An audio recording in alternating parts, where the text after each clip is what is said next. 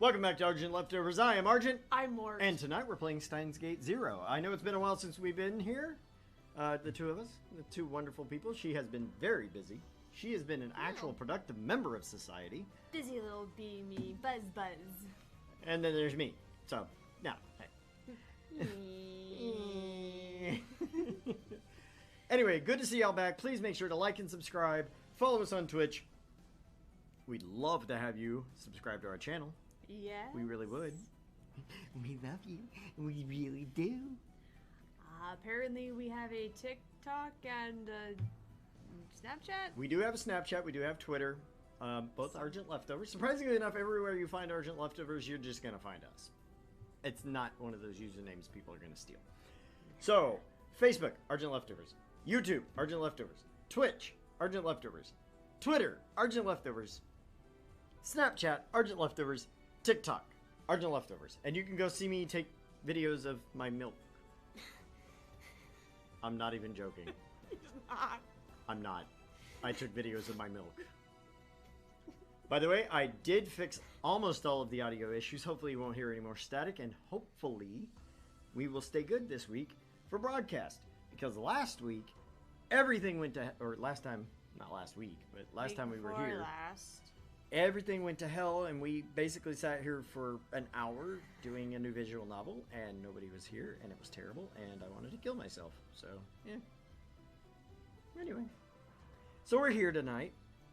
Actually, you know what? I just thought of something. Oh, dear Lord. I need to go to Twitch. So other than that, tonight we're going to bring back some old favorites of characters. I know everyone is so excited for Hyo and Kyomo here. Prepare for that. When you see the cue of me holding my ear, that means he's about to deafen us all. Prepare. Prepare for death. The audience is now deaf. 5 internet points if you can figure out where that's from. And of course, we all know we have definitely missed Mayoshi. We definitely have. Because who doesn't love their toot-doo-doo? Now, if we can just figure out how this site works now. 0.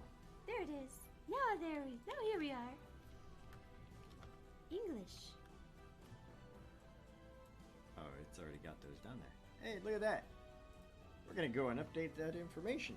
There we go. Now Twitch should be showing the right thing, and we should be showing the right thing, and everybody's happy. And let's see. Well, we... Huh? Huh? Hello?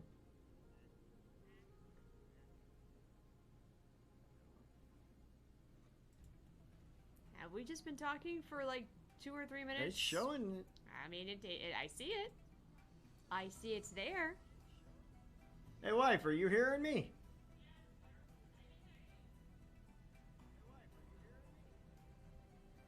Twitch, why you do me like this? Why you do me like this, Twitch? Because it knows you're paranoid. Yeah, it does. It's like, ha ha, you suck. You paranoid old bastard! I will rue you!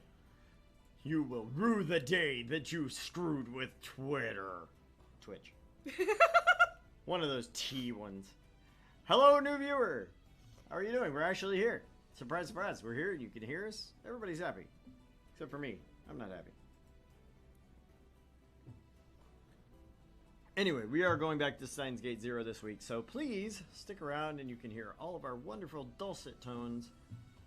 Other than that, I think the only other thing is we have a couple auditions in the works, possibly, or some visual novels, which, totally. Also, I found a visual novel today that we're totally going to have to do. Is it the thing you shared with me today? Oh, man. Shokugeki no Sorta. Wow. It's Colonel Sanders and visual novels and otome and dating sim and just horrible screaming death everywhere. It's great.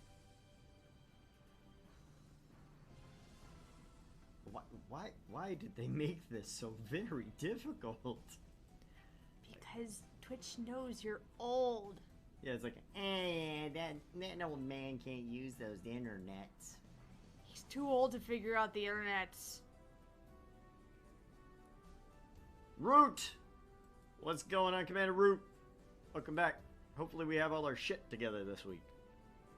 As you can tell, hopefully we finished the microphone having that weird buzz hiss thing, but we have a producer on the job right now to tell me when it goes Or the me. so stupid. Bought a brand new cable. Actually went and did that right before stream. So hopefully that It's true. corrects the issue. Hopefully. But anyway, without any further ado, let's get this shit on the road. New game! Yay! So we are playing Steins Gate 0, which we did play Steins Gate before. Mm-hmm. We got the Suzuwa ending. We did. We got the Suzuwa ending, which is like the most aggressively mediocre ending I think I've seen. I think we're recapping what happened. Oh, never mind. Oh no. I'm so sorry. Okay, it is correct in the fact that this happens in a different timeline. So far it looks like it's following the anime. So the 21st of August 2010. Mm-hmm. Now I should have all the audio off for the game. Well, not audio, but the voices should be off of the game. So as long as that's true, we're good. Mm-hmm. And since we already know that Ocarine is MC, I'll be taking my duties as main character. Mm-hmm. The hatch opened. Bright light flooded my eyes. Where was I? My eyes narrowed. I could barely make out the summer's twilight sky. I didn't want to leave. I just wanted to disappear. But someone grabbed my arm and dragged me out. Whoa, he's back already. It hasn't even been a minute, has it? Ocarine? I didn't have the energy to respond to my own nickname. I fell to the ground and wrapped my arms around myself. Ocarine! Mary ran to me and looked down, her face worried. But her kindness felt like nothing but nuisance. Don't talk to me. Just leave me alone. Wait, you're covered in blood. What happened? Dad, give me a towel and water. Oh, and clothes. Now. Huh? Can someone please tell me what's going on? Just do it. Now. Okay. Daru ran to the door that led back inside the building. Ocarine, are you okay? Hang in there. Don't die, please. He's fine. He's not hurt. Stop it. Just get away from me. Leave me alone. I couldn't save her. In fact, I killed her myself. Right here, 3 weeks ago. I killed her.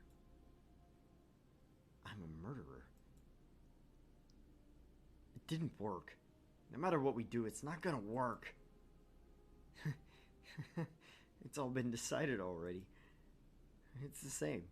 It's the same as it was with my Uri. No matter how hard I try, it'll all end up the same. No matter how many times I try, it'll all converge back to the same result. The process doesn't matter. Whether you time travel or time leap, you can't go back and change the results of the past. I thought I understood that cruel truth.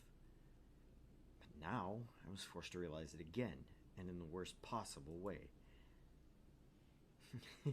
It's useless. Useless. It's all useless. I knew it. I can't save Karisu. I knew this. I knew this. I already knew this would happen. I'm so tired. I haven't rested in so long. I'm done.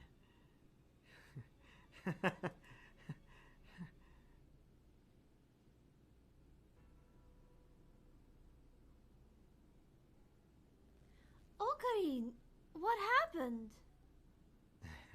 I killed her. I killed her. I'm an idiot. It's all my fault. He killed Kirisu Makise. Killed? That can't be true. It can't. Don't worry. You've got one more attempt. Just leave me alone. No matter how many times I try, it'll all end up the same. What are you saying? Are you saying to give up? Billions of lives depend on you, Uncle Ocarine. Who cares if you fail once? There's just no way to save Kurisu. You can't stop the world line convergence. That's the reality of this world. I learned that a long time ago. Urgh. I'll just have to slap some sense into him. You can't! It's not right to force him to do this! I can't bear to see Ocarine like this. If he doesn't, the future won't change. Why? Why does Ocarine have to change the future all by himself? That's too much for him to bear. Because only Uncle Ocarine has the powers of an observer of the world. Ocarine didn't want that. And I think even if he tried, he's just going to get hurt again. It's impossible for one person to change the world all by themselves. And that's why Stein Gate is...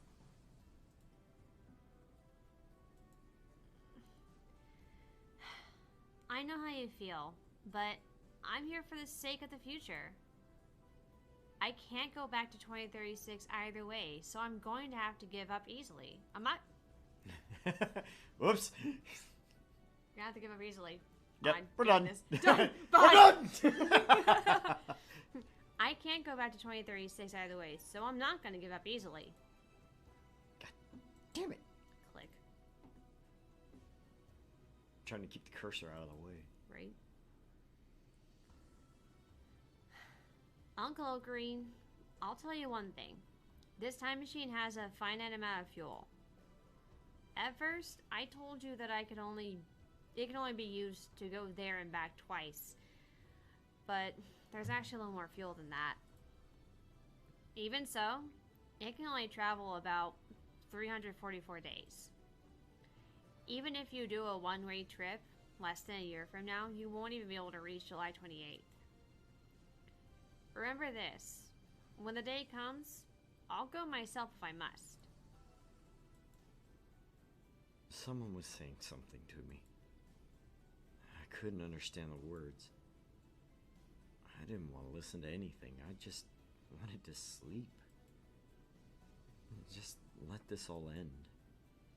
Just let me go. Ocarine? Ocarine. Hey, Ocarine. You don't have to push yourself so hard anymore, okay? It's okay to cry, Ocarine. Mayushi is here for you. Okay, Ocarine?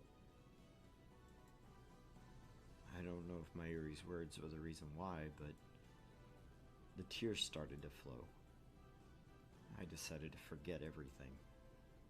Ever since that day, I stopped going to the Future Gadget Lab. Ooh. Kind of awkward that we got the Suzuo ending, went back in time and lived our life happily with her, isn't it? A little bit, yeah. It's just a little uncomfortable. It's a little uncomfortable, especially seeing as now you almost have to watch the anime to understand this. Yeah, to get the canonical ending.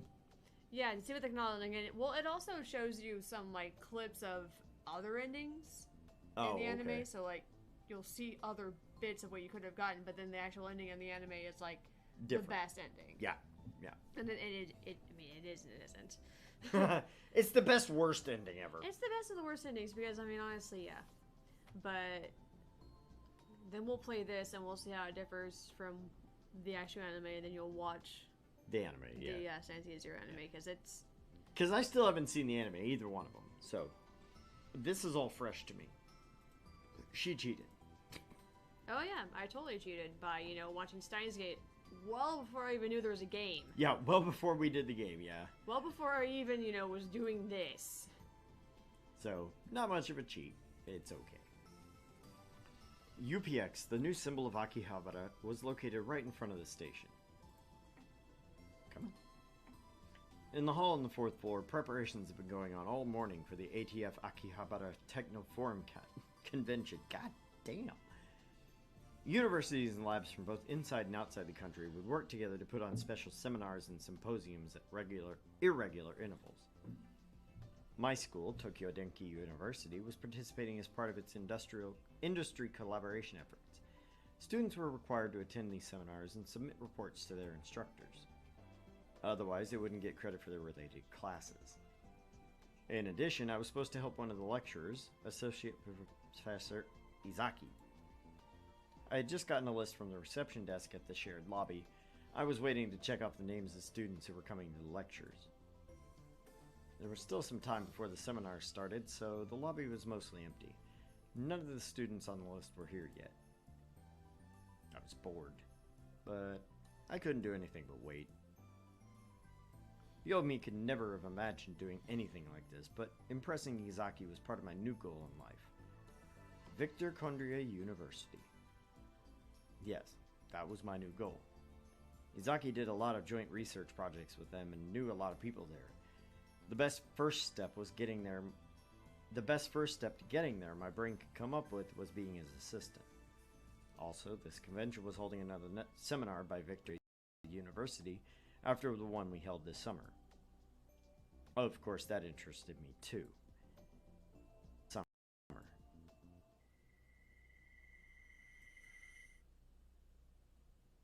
An image of her as she was then flashed through my mind. I was trying to get to Victor Condria so I could learn about the work that Kurisu Makise had been doing. I wanted to try to do it myself. Of course, I wasn't a genius like Kurisu. I knew there was no way I'd ever be able to do exactly what she did. But if I could do even 10% of it, honestly, I'm amazed that I've recovered so well. I thought that to myself and chuckled just as a voice called out to me across the lobby. Excuse me? I have no idea who this is. I looked up and saw a young girl approaching from the elevator. I figured that from the young girl. Nah. Approaching me from the elevator hall. She was short and petite. Everything about her was small. I could kind of make out a few of the curves that don't appear after puberty. I could kind of make out a few of the curves that don't appear until after puberty, so at least she wasn't in elementary school, but maybe middle school? For someone with such a cute face, she clearly didn't care about her appearance.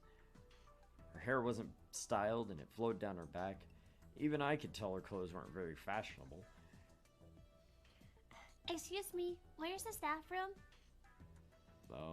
This is the ATF seminar? Clearly not a place where a middle school girl belonged.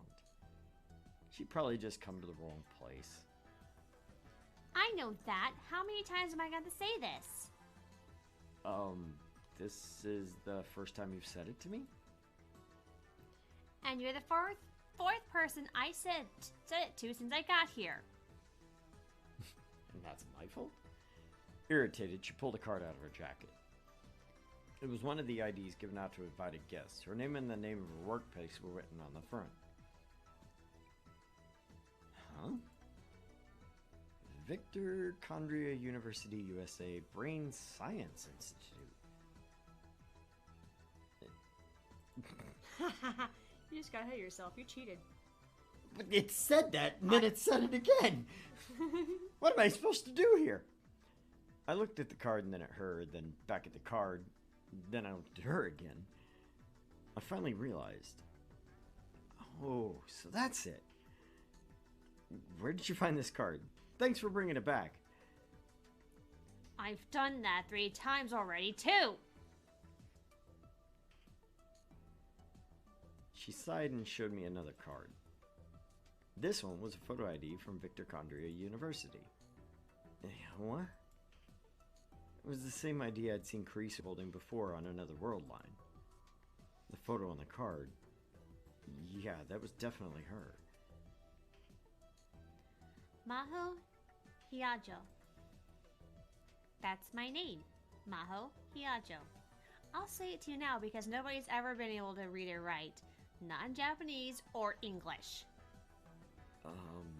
And you're from Victor Condria University Middle School? Stop messing around. Universities don't have middle schools. That's true. Then you skipped a bunch of grades? Unlike in Japan, it wasn't uncommon for Americans to skip grades. Carice had made it to university at age 17. But still, a girl this young working at a university lab? Can I ask you something? Sure. You're feeling pretty shocked right now, right? Okay, let me do one thing, though. No! Why would you do that? Right click. Okay, first of all, save. Just out of sheer force of habit. Config. Text.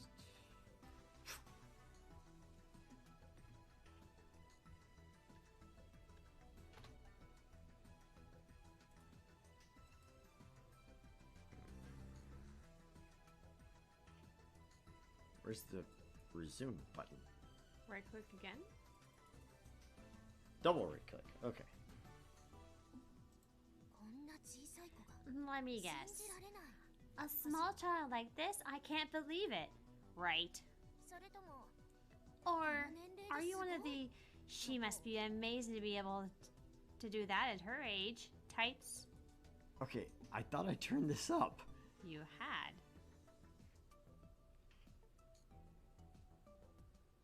That's the max speed? I guess. I don't know. Doesn't look any different to me. Sorry. Trying to get it to go faster is hard to read it after it takes 5 seconds to pull across the screen.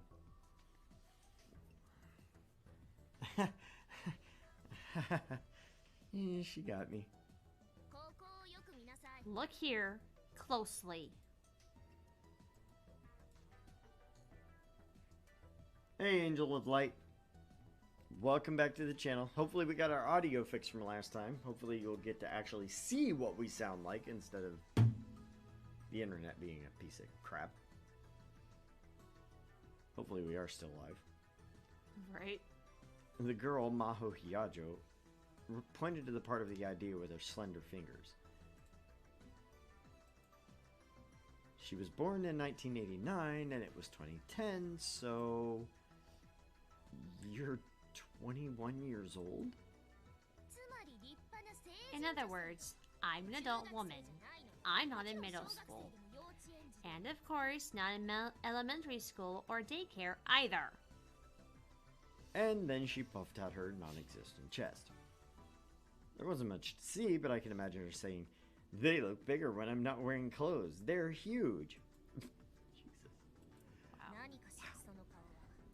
What's that look supposed to mean? Oh, no, sorry. I apologize. I couldn't believe it. She was older than me. If Daru was here, he'd be dancing around screaming, "Legal lolly for the win!"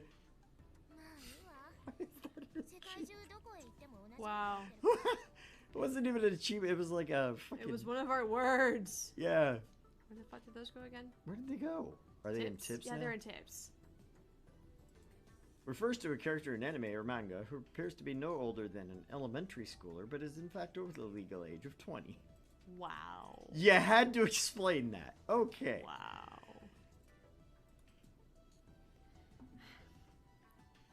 It doesn't matter. It doesn't matter, I guess. I get the same thing all around the world, no matter where I go. Yeah, I'm sure. Did you say something? No, I didn't. Still, the Brain Science Institute? That's where Kurisu worked. Which means this kid, You know, this person might know a lot about Kurisu. I held back the impulse to start badgering her with questions. I looked at the pamphlet with the seminar schedules. Victor Condria's lecture was the last one for the day and clearly intended to be the biggest. Was this Mahu Hyajo girl going to give a lecture? Just like Kurisu had done at summer convention? No, wait, that's wrong. That never happened. Kurisu Makise never gave any lectures over the summer.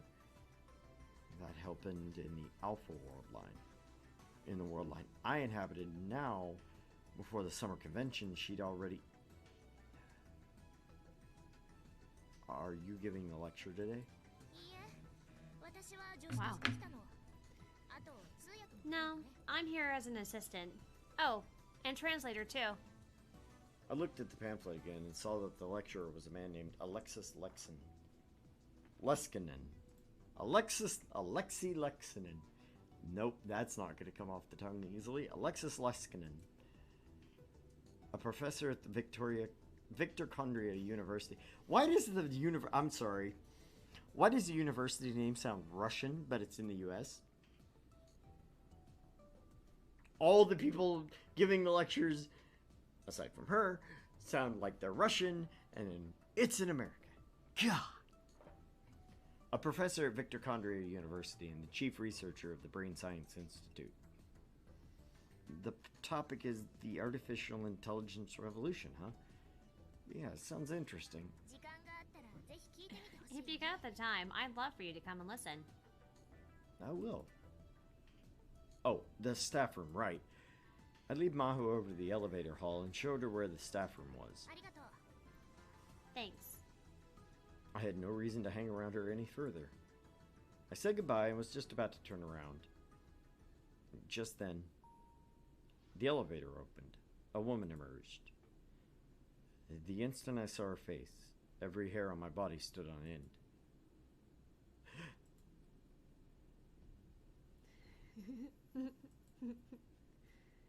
Moika Kiryu. That's all I could do to keep myself from screaming. Calm down. This is the Beta World Line. Mary's alive. Moika's not gonna kill her. Our eyes met. The eyes on the other side of her glasses were as dead as ever, and it was impossible to tell what she was thinking. I frantically averted my gaze before she realized something was wrong. She tilted her head for a second, but quickly lost interest in me and turned towards Maho.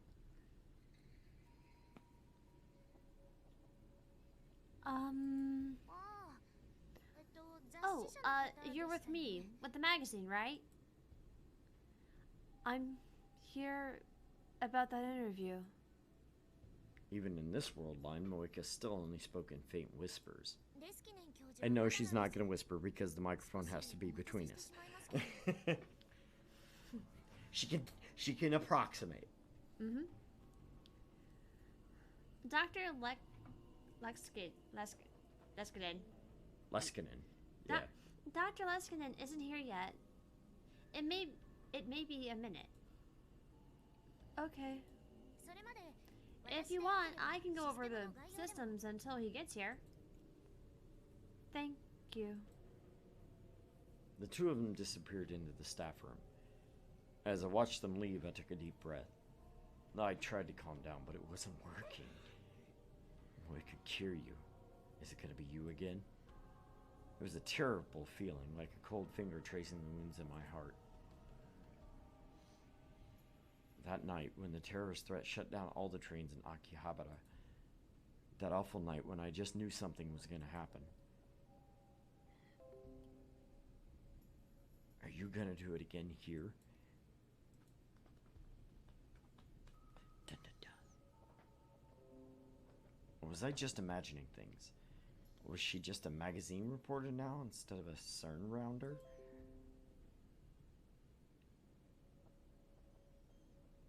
Are you watching the current mic thing too? Yeah, I keep watching everything pop up down in the bottom. It's like Q91 is ready to go. The keyboard is ready to go. The mouse is ready to go. And I'm like, no, duh.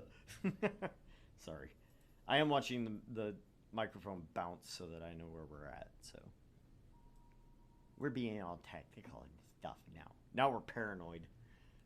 It's just doing stuff when we're quiet and it's making me nervous. Is it getting static? Okay, I'll have to listen in a bit. Right. Even if Moeka was around her, she had nothing to do with CERN anymore. CERN wouldn't be watching us.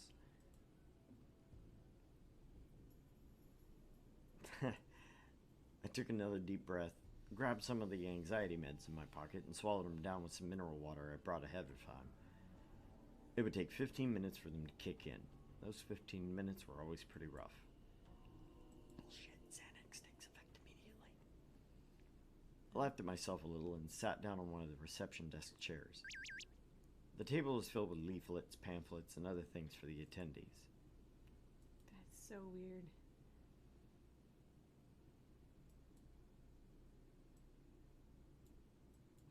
What? What? Oh. Oh, Karin, are things going okay with the seminar? With Mr. Seminar? I just really Mr. said Seminar? Mr. Seminar. It's funny, I actually used to do shit like that. No problem. I see. That's great. I can't wait to see what kind of seminar it'll be. My Yuji wishes she could have seen it too. It may be a little too hard for you to follow. You're right. Okay, I don't want to get in your way. Bye. Also, I would like to point out the fact that they named it Rhine.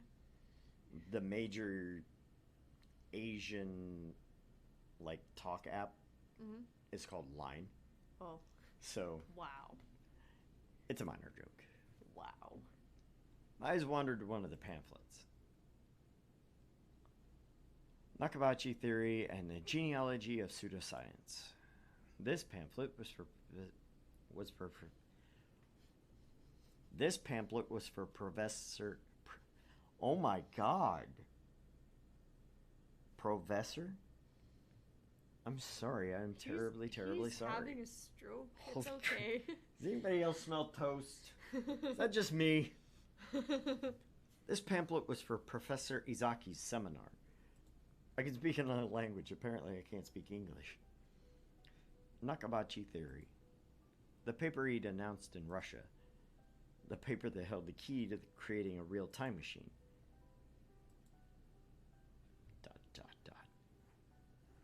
On that day, July 28th, Nakabachi had stolen the paper from Kurisu, his own daughter, and left with it. I knew that. Only Nakabachi and I knew that. I flipped through the pamphlet. It was a brief introduction to the many forms of pseudoscience and fake scientific discoveries that had emerged since the start of the 20th century. On its own, it did make for interesting reading. At the end of the pamphlet, Nakabachi Theory was introduced as nothing more than another entry in that long list of fakes. So, Dr. Nakabachi's time machine theory had been completely ignored by the academic world. All the glory, fame, and power he wanted so badly that he was willing to get rid of his own daughter? He didn't get any of it. And I'd heard rumors that after the announcement, he'd been imprisoned in a Russian lab. To make it even funnier, he thought he was getting VIP treatment. And for a short time, there were essays and interviews in bogus academic journals. Even there, it was obvious that it had all gone to his head. The ironic thing was that Nakabachi Theory was completely correct and completely revolutionary. The Russian government was worried about it leaking, and the SVR was doing everything it could to keep it under wraps. But under the surface, there was a full-scale information war beginning over the paper. The time traveler from 2036, John Titor, had told me so, which meant it had to be true. Was World War III really going to happen? There's no point in thinking about it.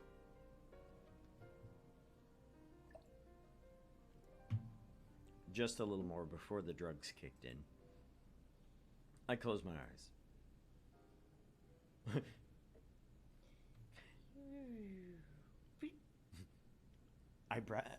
Eyeball fade. Yep. Several hours later, wipe. Eyeball wipe. That was what I was looking for. The convention was going well. After Professor Izaki's seminar, most of the students from my university went home, but I killed some time and came back. I wanted to hear the Victor Condria lecture. I headed to the hall with plenty of time to spare and saw Maho Hiajo coming from the staff room. She was with a very tall foreigner. Was that Alexis Leskinen? It didn't seem like an American name, but maybe he was an immigrant like Kurisu, or at least descended from one. I didn't mean to eavesdrop, but the looks on their faces were so serious I couldn't help but listen. Since they were both speaking in English, I could barely make out any of it, but I could tell from their voices that it wasn't a pleasant chat.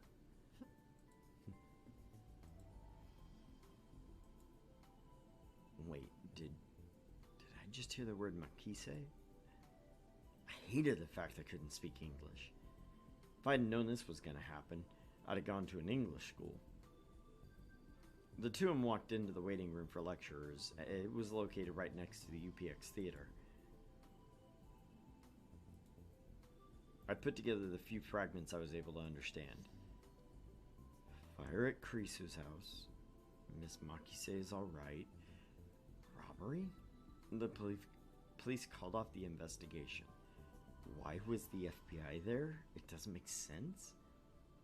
I think that's what they were saying. Kurisu's house. Did they mean where she still lived in America? Her mother would still live in America. Is that where the fire was? And then words like robbery and the investigation was called off? I really wanted to know more. I stood there and worried until it was time for the lecture to begin. With nothing else to do, I went inside the theater. I could tell earlier by looking at the size of the crowd going inside, but it was a very high-energy crowd. The atmosphere was clearly different than Izaki's seminar, which was mostly students there for credit. The place was nearly full with a crowd of scientists and people who wanted to learn about cutting-edge technology. Victor Condria's researchers had published a slate of papers in Science recently, and had gotten a lot of media attention. Maybe that was why. Were there any empty seats? I found a single open seat at the edge.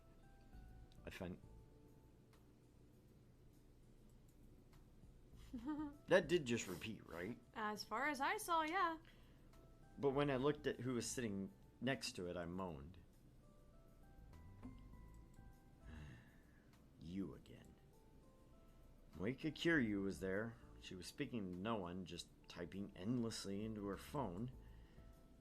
I once named her Shining Finger because of her incredible typing speed, and she was as fast as ever. Who was she talking to? I didn't want to imagine. I quickly turned away and looked for another seat. Dr. Leskinen reached the podium almost the exact instant I sat down. There was a huge wave of applause. Round of applause. I was just trying to make a huge wave. Oh. Just But when they saw the tiny little girl come up next to him, the applause faded to confused murmurs. Mahu must have expected this. Her expression didn't change in the slightest as she stood next to the professor. In fact, when she took the microphone from the professor and looked around the theater, she looked like she belonged there. Ladies and gentlemen. First, Dr. Leskinen began to speak in English. When he made eye contact with Mahu, she began to interpret. Everyone, thank you for coming to my seminar. Oh dear God, this pace is going to kill me. I guess I'll just wait for it to load first and then read it. Oh. I don't want to double click because you know if I double click it's gonna go to the next You're one. gonna We're mix gonna be it. fucked. My name is Alexis Leskin, and I'm with Victor Condria, University's Brain Science Institute. My specialty is brain signal processing systems and artificial intelligence theory. And I'm his assistant, Maho Hiajo. I am also a researcher at the Institute working under the professor. I'm glad to meet you all. The audience started murmuring again. That was the same way I responded when I met her. Well, that'll happen, yeah. I'd like to get right into it by introducing some of the cutting-edge research we're doing. The topic we're discussing today is the artificial intelligence revolution, but I think the system we're going to demonstrate today goes beyond anything you've ever imagined. Dr. Leskinen stood in front of the laptop that had been placed on the podium and started to type. This computer is linked to one of the supercomputers in our labs. Sorry. Oh, don't turn on the projector just yet. One of the staffers was about to display the laptop screen on the front projector. Some kind of important program must have been booting up because Mahu Hyajo stopped them. Sorry, this stuff isn't complete yet. The screen's filled with programs that aren't very pretty to look at. I'd rather let you see me naked than let you see these lousy programs. Okay. If there are any engineers in the audience today, would you know what I'm talking about, right? Some of the audience got the professor's joke and laughed. While it's booting up, I'll go over the basic idea for the system. There was another projector in the center of the stage. A diagram appeared on its screen.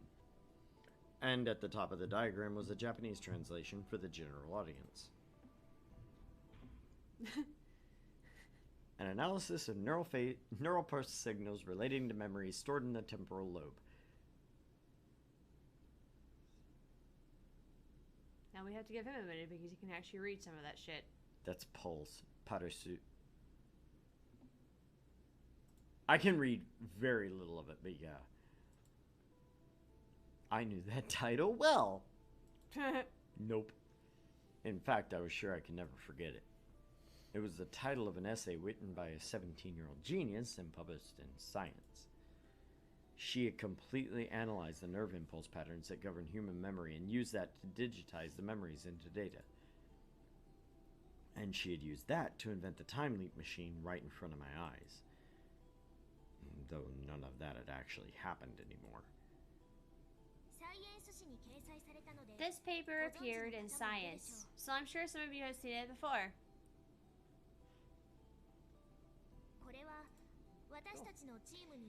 This theory was proposed and finalized by a brilliant Japanese member of our team. Hey, Lurks! What's up, brah?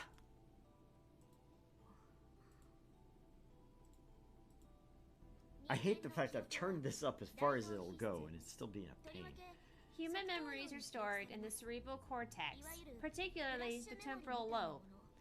They're a lot like flash memory.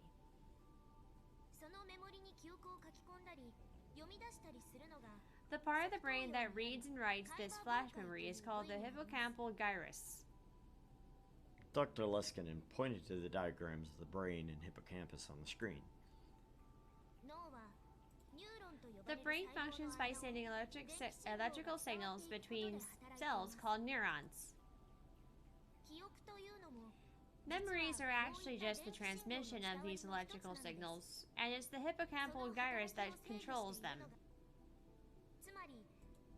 In other words, memories are created by passing electrical signals in and out of the hippocampal gyrus. So Kurisu Makise,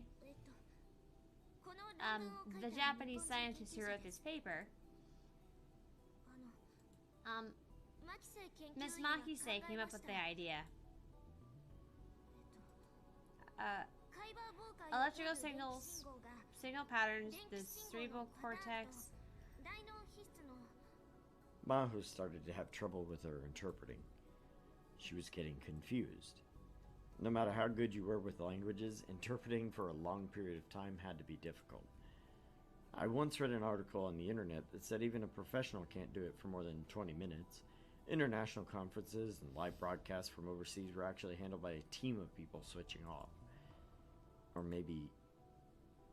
was she having trouble because Kurisu's name came up? Dr. Leskinen saw she was having trouble and cut himself off. I'm so sorry. Ms. Makise focused on the pattern of electrical signals going in and out of the hippocampal gyrus. By analyzing the pattern, she was able to get complete data on which memory in the cerebral cortex it corresponded to.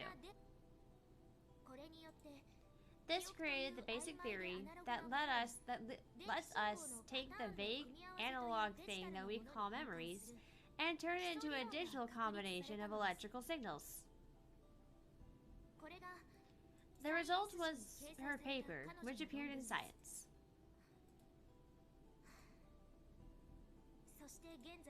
And right now, our team is using that theory to create a system using a person's memories into to turn a person's memories into digital data. A wave of whispers swept across the theater. Which means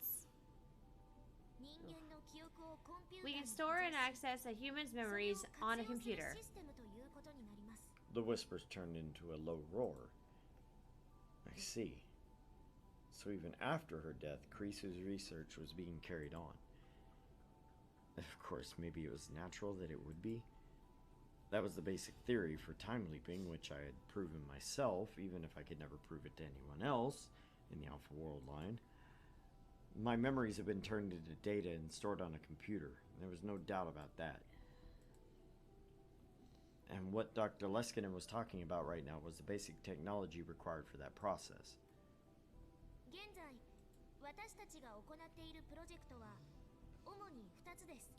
There are two major projects we're working on right now. One uses the system for medical applications.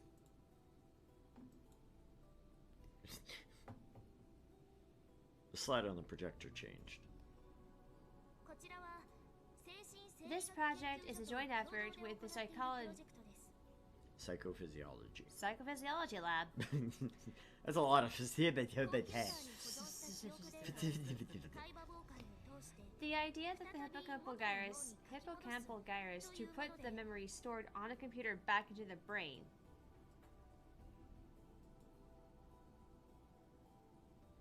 She says, man. Incredible! Someone who looked like a grad student in the front row shouted. Dr. Leskinen didn't seem particularly put off by the interruption.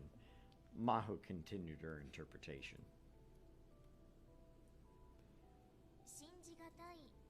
Incredible, huh? I can understand how you feel. I would feel the same way in your position. Bent over a table? But we feel this research is making real progress. How wonderful would it be if we could make this work? One example would be memory problems caused by aging or Alzheimer's.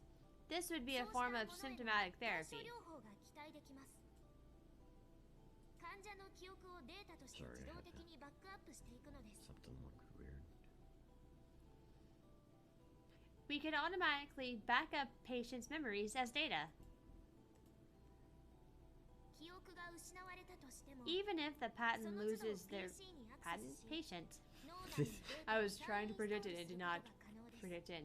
Hey, Buzz Achino, my boy. What is up, yo? Hopefully you're back. We have fixed the audio problems, we have fixed the network problems, and everything is happy and wonderful, and we're returning to normal. Anyway. Even if the patient loses their memories, they could just go to their PC and reinstall them. I would pay money for that. We think this would be a way to stop memory loss. In the end, we hope to make memory data stored on your PC constantly accessible via the hippocampal gyrus. Oh, I can see so many problems with it, though. This would mean that if brain functionality was lost, for example, if the brain was badly damaged or atrophied, brain functionality could still be maintained. Thank you, sir. We're glad we look groovy. Hopefully you're doing well. Feeling a lot better. 100%.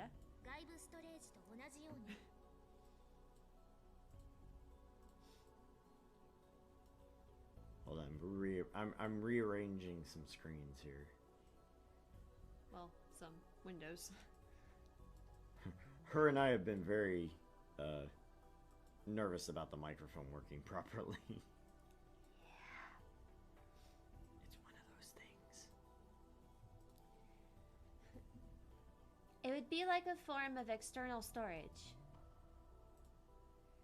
A strange feeling... Whoa. A strange feeling gripped the hall. Part of it was shock and the feeling that they were witnessing the announcement of an incredible technology. Part of it was skepticism that a system like this could ever actually work. Part of it was the revulsion at the idea of playing around with a human brain like that. And excitement born of all these things passed from one member of the crowd to the other. Dr. Leskinen raised his hand to encourage questioners.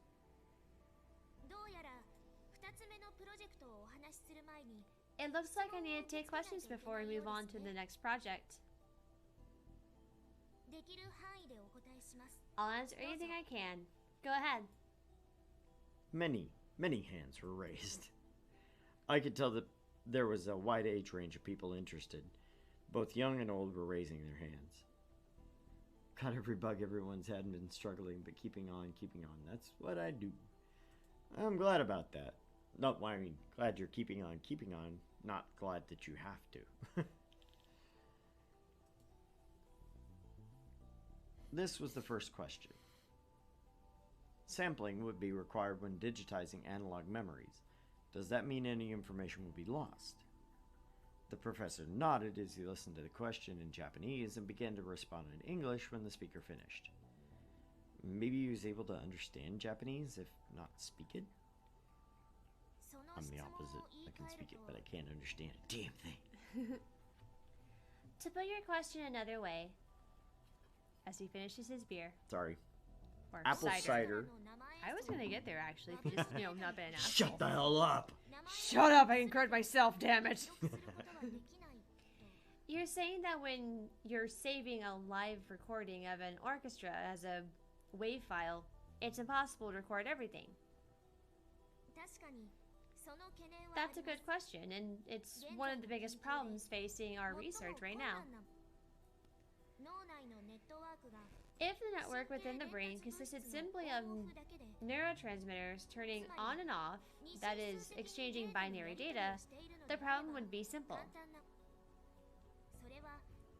That would be the exact same thing as a computer's digital data. But we know neurotransmitters and electrical signals from an analog network within the brain. The only way we have to deal with this problem right now is to sample a higher rate. A higher rate. It's all one word, it's fine. Fine, we'll move on. To continue our music example, instead of sampling at 44.1 kilohertz, we'd sample at 48 kilohertz instead. We would sample at 48 kilohertz. And instead of 48 kilohertz, we'd use 96 kilohertz. This allows us to recreate something very close to the original analog data digitally.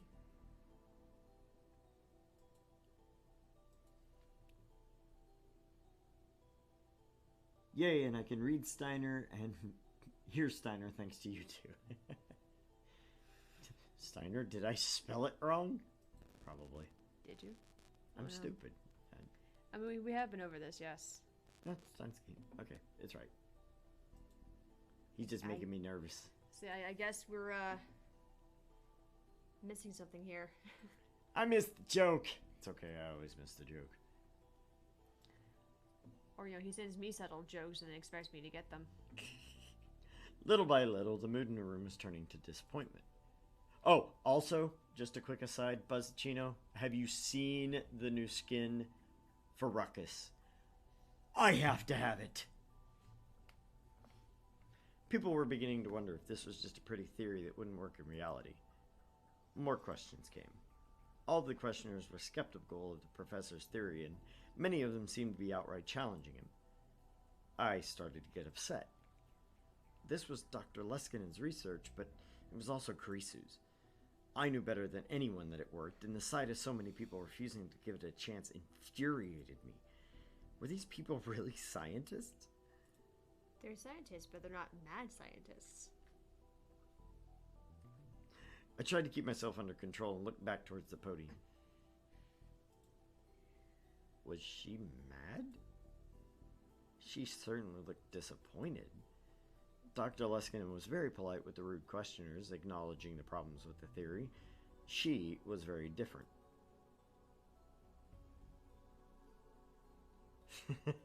Arr, Captain, that I have. Question is, do you have enough doubloons? Arr. The answer is no, but I'm probably going to buy it anyway. Her anger was starting to seep into her interpreting, too. I felt a kind of kinship with her. The question and answer session continued. From a medical standpoint, this is just reckless. It's absolutely impossible to write digital data back into the brain. It's insane. I read the essay in Science, and I have to say, I don't believe it. Especially since the lead author was a 17-year-old girl. That was the one thing I couldn't ignore.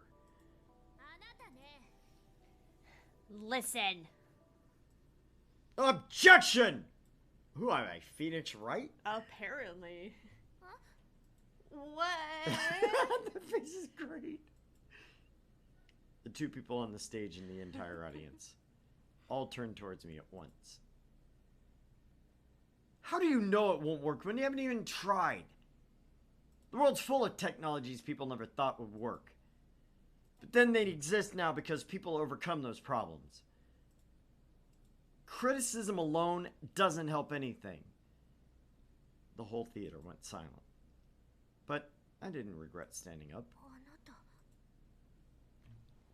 Just say you. I know, but she obviously has something to say. I think the voice of the little girl is still on. Because when you're listening, you can hear her speak just before you come in. Okay, give us a second. She's saying that we have a configuration problem here. But I wasn't sure if I was hearing it. First of all, can we turn this off at all? No. Maho is still on. Yeah. Okay. Very sorry for Maho being interrupted by Maho.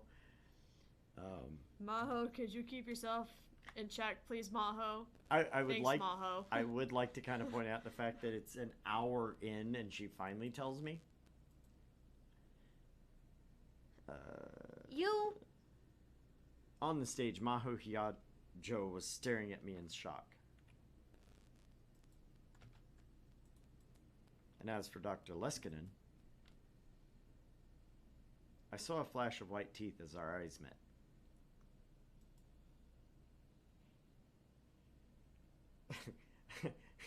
Awesome! He's really something. He started to applaud. Huh? Why was he applauding?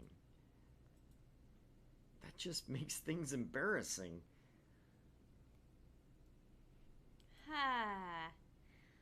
Awesome. He's really something, the professor says. Maho translated the professor's words for me to hear. But scientists must remain calm at all times. Have you met scientists? No, she has not. The only time you're allowed to yell is when your experiment succeeds and you say, "We did it!" That's all you need, he says. I'm sorry. I lowered my head and sat down. I thought I was calm, but I guess I let my emotions get away from me. I hadn't grown up at all in the past 6 months. If Karisu was here, she'd make fun of me again. I could feel the rest of the audience staring at me coldly. It hurt. If I could have left, I would have wanted to, but I was too interested in hearing the rest of Dr. Leskinen's talk to move. Alright, everyone, moving on. But first, how about a round of applause for our brave audience member? Oh no, please no. Challengers like him are the ones who advance science and come up with the really amazing theories. He may be capable of becoming the third Einstein. By the way, the second Einstein is my little assistant here. Stop messing around, Professor. The audience chuckled. Sheesh. Now then, I'm going to take a break from interpreting. The next interpreter is far better than I am. This is our second project, and the one we're putting the most efforts into. The Amadeus system. When she finished speaking, Maho walked to the back of the stage. At Dr. Leskinen's signal, the PC screen was displayed on the projector. And then I heard a voice. Nice to meet you, everyone. The murmuring got louder than before, but it felt more uncertain than surprised. On the screen, I could see a detailed 3D model of Maho, the girl who'd just been interpreting. By the way, this model was made by the famous DreamWorks Studios. You've probably seen their movies. Maho Hyajo chimed in from the back of the stage. The voice was done by a Japanese company, Yamana, using my voice samples. This was CG? Sure looked real to me. The professor said something into the laptop's microphone. And then the 3D model of Maho Hyajo on the screen opened its mouth.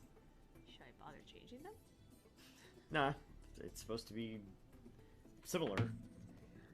I'm Maho Hyajo. To be precise, I'm being based on the Maho Hyajo who existed 78 hours and 22 minutes ago. If you listen carefully, you might be able to hear something slightly off. But it sounded far more human than any artificial voice I'd ever heard. I've been listening to your questions. And I was wondering why the professor didn't introduce me earlier. Whoa! Whoa! I've thought for a while that the professor had been a bit of a... I fucked everything up. Yes, you did. Completely and utterly. God damn you. I've thought for a while that the professor has a bit of a mean streak in him. You've got that right. The Maho Hyajo on the screen spoke with a slightly irritated expression. And the Maho Hyajo on the wall, or by the wall, nodded in agreement. On the screen, on the wall, they're the same person. Dr. Leskinen simply smiled. What was going on here? What part of this was their biggest project? The rest of the audience didn't seem to have any more of a clue than I did. Many of you are wondering whether it's possible to extract a human's memories as data, save them, and use them. You're wondering if that's actually really something we can do. I'll put this question to you. If not, what am I? I am based off data that was extracted from Maho Hyajo's brain 78 hours and 23 minutes ago. What did you just say? The professor said something else in rapid English and asked Maho on the screen to translate it. But she, if she was the right word, hesitated and went silent. I looked at the real Maho and she was responding exactly the same way. Professor, is it alright if...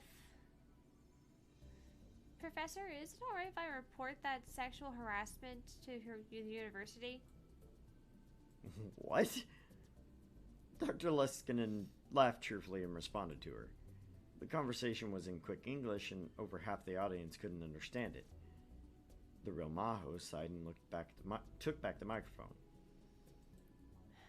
Well, the professor, he told his Amadeus system, which is based off my memories, to answer a question.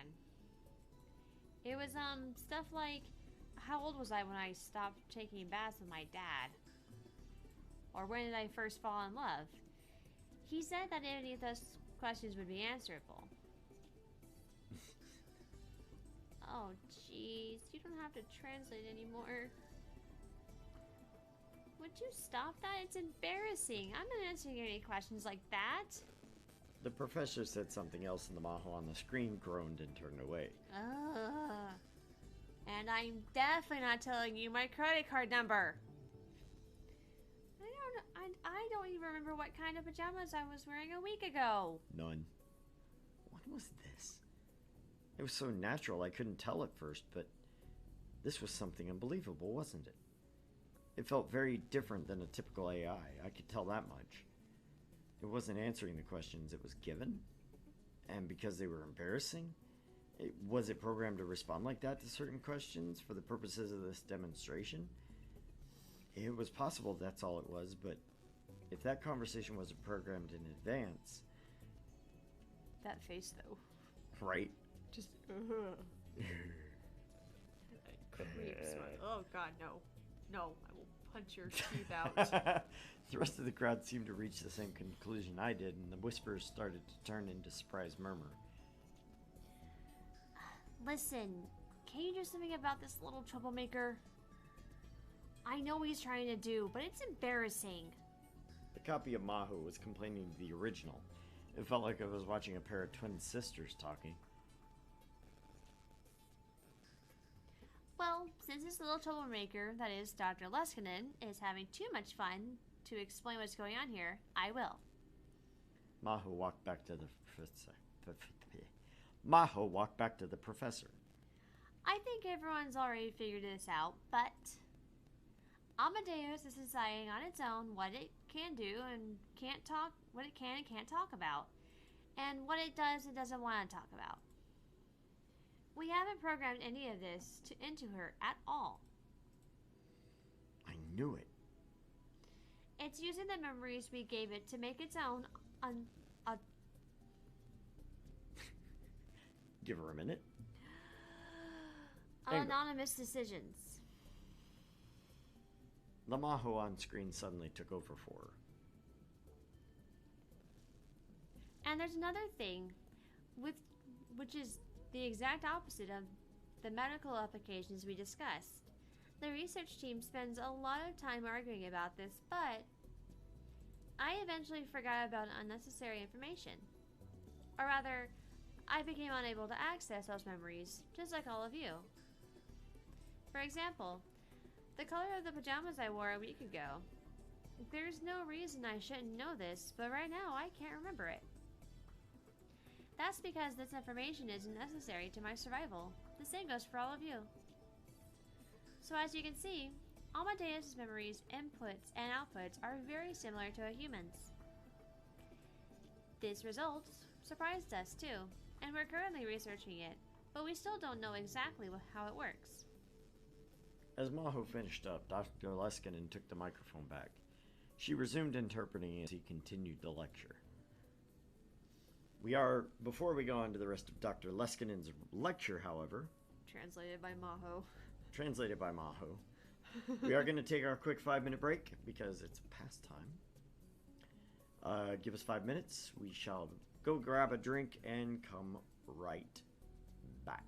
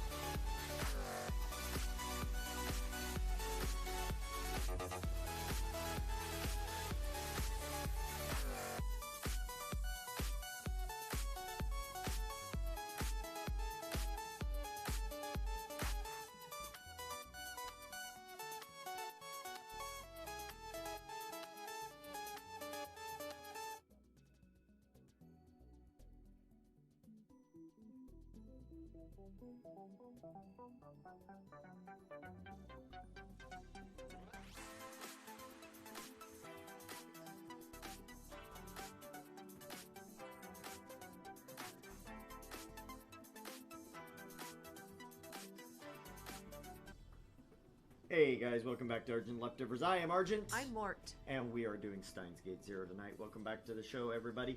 Please make sure to like and follow us on Facebook, on Twitter, on Twitch, on TikTok, on Snapchat.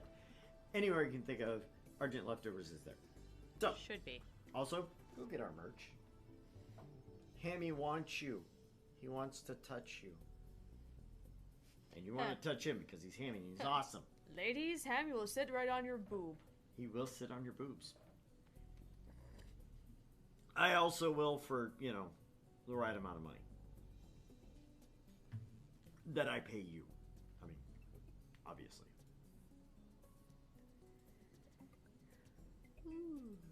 Anyway, we are going back to Steins Gate 0. Back into the middle of, what was it, answers or lecture? Or Yes. Answers. Well, no. It went answers and then back to Amadeus. Yeah, because now we're on Amadeus. You get to learn all about Amadeus. Another thing that surprised us is that Amadeus is capable of deliberate lies. By deliberate, I mean it lies of its own free will, not as the result of any programming error. Lies are one method that humans use to communicate with one another. And just like a human, Amadeus can use its memories to decide if lying would be best. If so, it will lie without hesitation. Don't tell them that, Professor. I can't lie without hesitation. I have a conscience, you know. That was the first thing that ran through my head, to be honest. At me, Brute. So, rock me, Amadeus. Ooh, ooh, ooh, Amadeus. I'm so sorry. And Dr. Leskinen is cut off. He seems to be hesitating. Maho doesn't seem especially surprised by this. Maybe she knew the reason. But the moment passed and the professor continued. And Maho translated his words like there was nothing shocking about them at all. As we continue our research, we eventually believe that it may be possible to give Amadeus a soul, like a living human's. I was stunned. A soul? Should one of the leading brain scientists in the world really be using such a word with such a vague definition? This would mean the creation of artificial intelligence in the true sense. The whole hall got very quiet. Why are there bodyguards? Because there always are at those things. Okay. Still coming through? Everything's still good on the audio? I mean, seems to be. And it was sheer chaos for a while after that, as everyone tried to debate their own personal theories with Dr. Leskinen at once. Yep. What?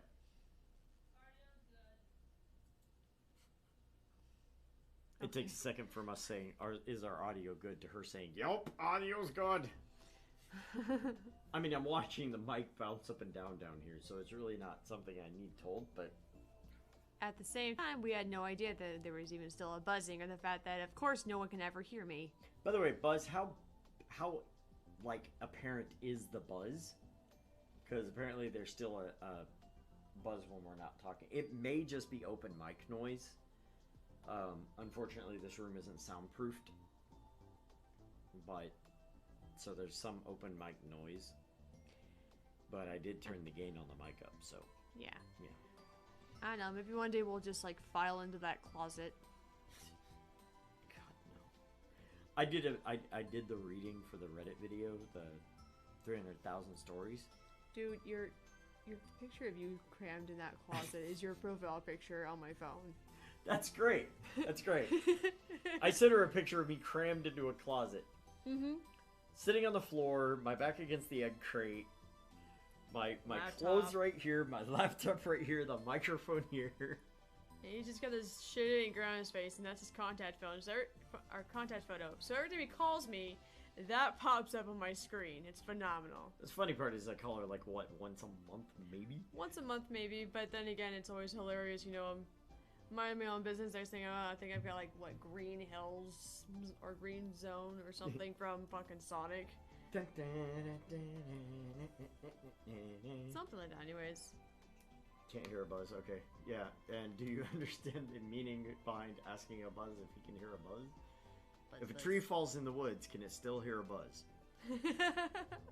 Depends on if it fell on him or not, which, considering Buzz's luck, it probably did. It probably did. It probably, like, just barely grazed him, too, but in the worst way possible. Grazed him, it ripped off half his elbow. Don't ask me why elbow. I don't... It's the second time I made her spit a drink today. I'm beginning to get good at it. It's not a good thing. She's like, I'm gonna beat your ass. With the bottle. My ribs are still bruised from last time. Also, we didn't know that she was too quiet. So my wife was like, yeah, we can't hear Sarah. Like... She's very barely there. And I'm like, she's speaking literally as the same sitting here, she's speaking the same, if not a little lighter volume than me. Mm-hmm. But the microphone can't pick her up. Yeah. And of course, she doesn't think to tell us when she first interrupts us. No, she waits until we go on break. It's great. It's wonderful. It was thanks to Izaki that I was able to get into the reception held after the ATF was over. They told me that there was a dress code, so I went all the way back to my parents' house just to get a suit to change into. At first, all that effort paid off as Izaki introduced me to some of the country's top researchers. Riken, JAXA, IMSS, etc. But before long, Izaki ran off to suck up to some university professor, and I was left completely abandoned. My own personal target, Dr. Leskinen, was surrounded by a bunch of famous scientists. It didn't feel like a mere student would be welcome. And so, all I did was stand around and eat from the buffet by the wall. To be honest, I couldn't tell if the food was any good or not. Dude, I'd have just busted ass over there. I'd been like, hey, what's up, y'all? What's up? I love the fact the microphone moved at that, if just a little bit. Instant demonetization. Well, I love how, like, you say, what's up, I've got this, and then just... Gangnam Style.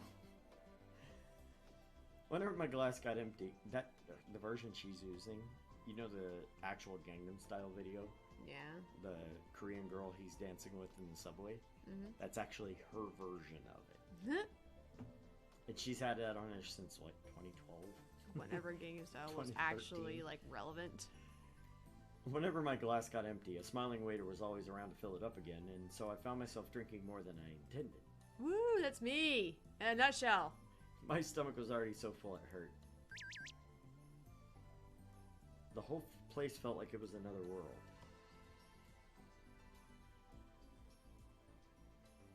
I can't believe you get to go to a fancy party.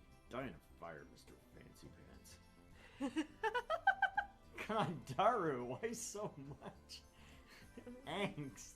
Also, I love the fact his little emoji icon is just fucking sad. Just so like, meh. Go away. Go away, phone. The whole place felt like it was another world. Rintaro and Louie. What? So we're supposed to do it at the same time. So pick a voice. I'm not really cut out for this. At the exact moment I spoke, I heard a girl next to me say the exact same thing. Surprised, I looked over at her. Our eyes met. Oh, you. What was a middle school girl doing? Are you stupid? And then a moment later, I realized it was Maho Hiyajo. She was wearing the exact same outfit she'd been wearing during the lecture. A lab coat in a place like this? That's just what the old me would have done. Let me see. You're... Maho was clearly out of place. Why? Because she was still wearing her lab coat. Why are you wearing a lab coat? I couldn't help but ask. I was sure I brought some real clothes. She was sure she had, but she hadn't. And that's why she was standing in the corner trying not to attract attention.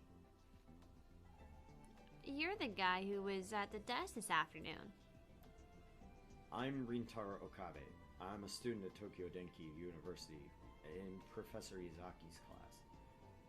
I handed her one of the business cards that I'd thrown together after Izaki told me I needed them. She grabbed one of her own out of a stack and carelessly put it in my hands. Bad form. It's fine. No need to be so polite. That was a huge help. My name's pretty rare, isn't it? Huh? Oh, yeah, you said nobody could read it? I looked at the card and saw the pronunciation of her name was written in unusually large letters. It was probably because of how people kept screwing it up.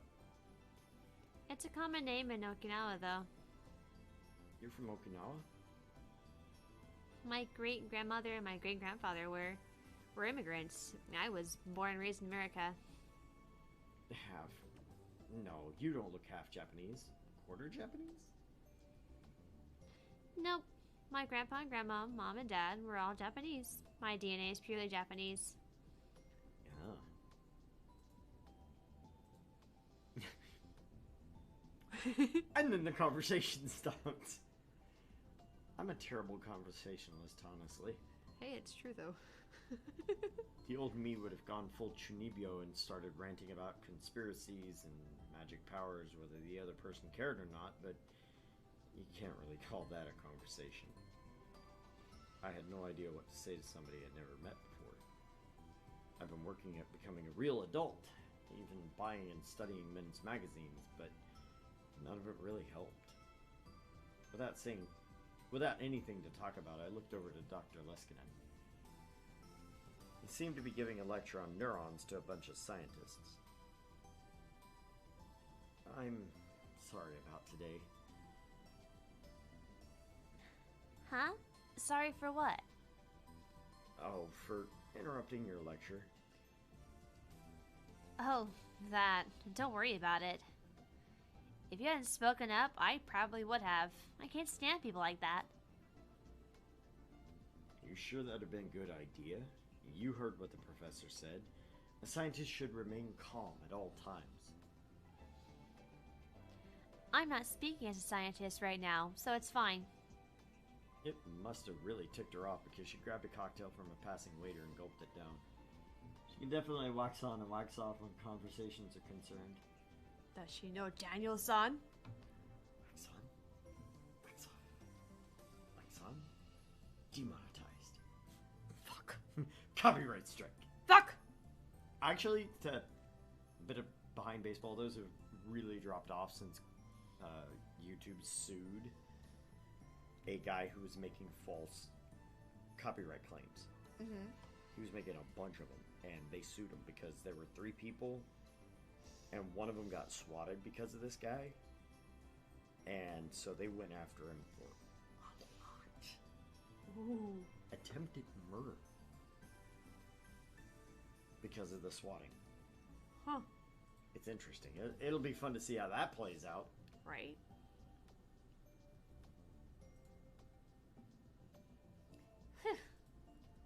Her cheeks turned a pretty shade of pink for an instant, but no longer. She might have had a high alcohol tolerance. But you're right. But you're right, really. Sorry. Criticisms like that, they aren't very nice, but they're true. A lot of our research still has a long way to go. Really? There are a lot of problems we still have to deal with, more than we discussed at the lecture. Here's an example. We can write memory data back into the brain, but if the brain can't use it, then it's useless. The memories are there, but you can't get them to start. You can't get them to start? What the fuck am I doing? Okay. Okay. That was pretty good, yeah. The memories are there, but you can't get to them. It's basically the same as amnesia. As Maho spoke, I remembered all the lectures and theories that Kurisu had given me when she was making the time leap machine.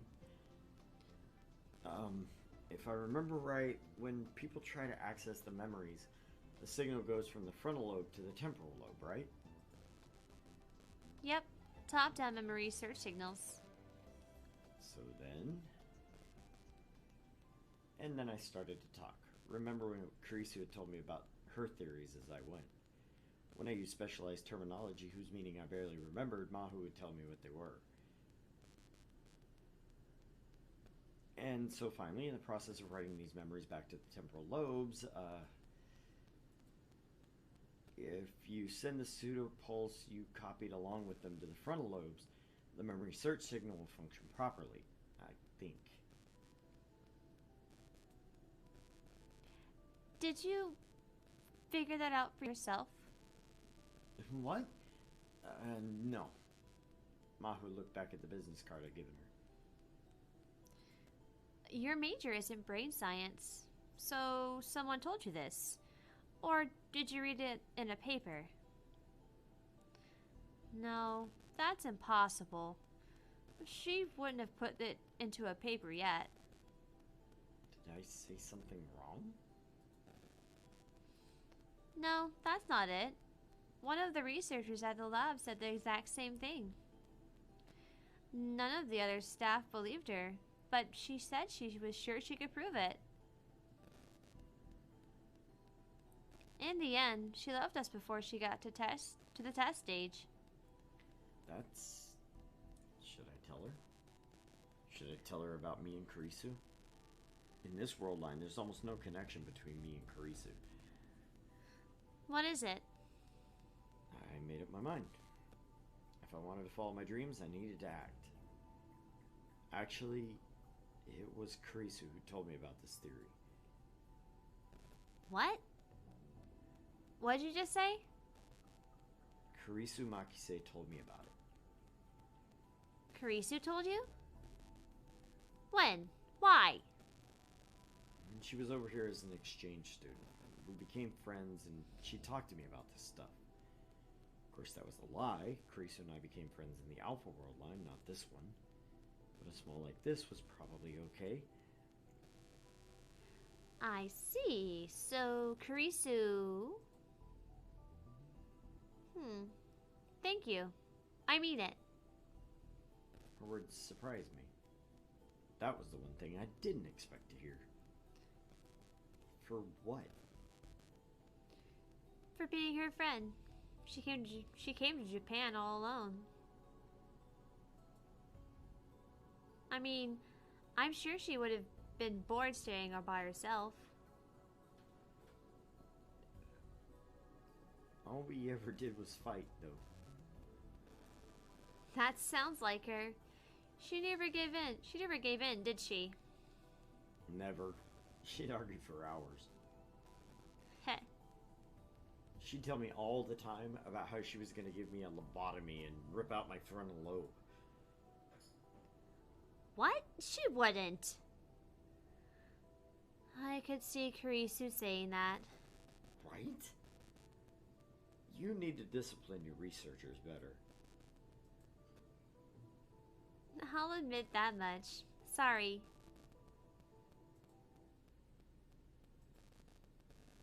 Huh? She smiled, or so I thought, and then all of a sudden she started to cry.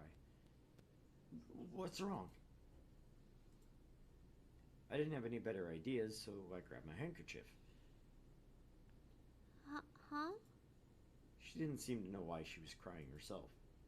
And neither did I. Had I said something during the conversation that set her off? Are you okay? I'm fine. Sorry. Sorry about that. She didn't take my handkerchief. Instead, she took a tissue out of her pocket and wiped her eyes. My brave third Einstein! What? Huh? I turned around and saw Dr. Leskinen smiling and quickly striding towards me. Too close! He grabbed my hand as he got closer. The handshake was incredibly forceful. Hi, Monica! Just Monica? And his hands were as big as a bear's paw. No, not just his hands. Standing in front of me, he looked even bigger than he had during the lecture. I'm pretty tall, but he was at least a head taller than me. Professor, Uh-oh. It was all so sudden that I couldn't even think of an introduction. Wait, did he just speak in Japanese? Still, I don't approve of you making my assistants cry. Oh no, this is... No, Professor, it wasn't his fault. He had nothing to do with it. Maho and I denied... Maho and I both denied it as much as we could. But I didn't know why Maho was crying, so I couldn't even come up with any excuses. I just started to panic even more. So basically, Kurisu. I was talking with him about Kurisu and I just started crying. Kurisu? You're a friend of Kurisu's. Yes. This is Rintaro Okabe. He's a student. Maho introduced me. Dr. Leskinen had a gentle expression on his face as he gave me a slow hug. Slow. I felt like I was going to suffocate in his massive arms. God, this got really weird really fast. I was going to melt into his very large arms against his bear-like chest. What?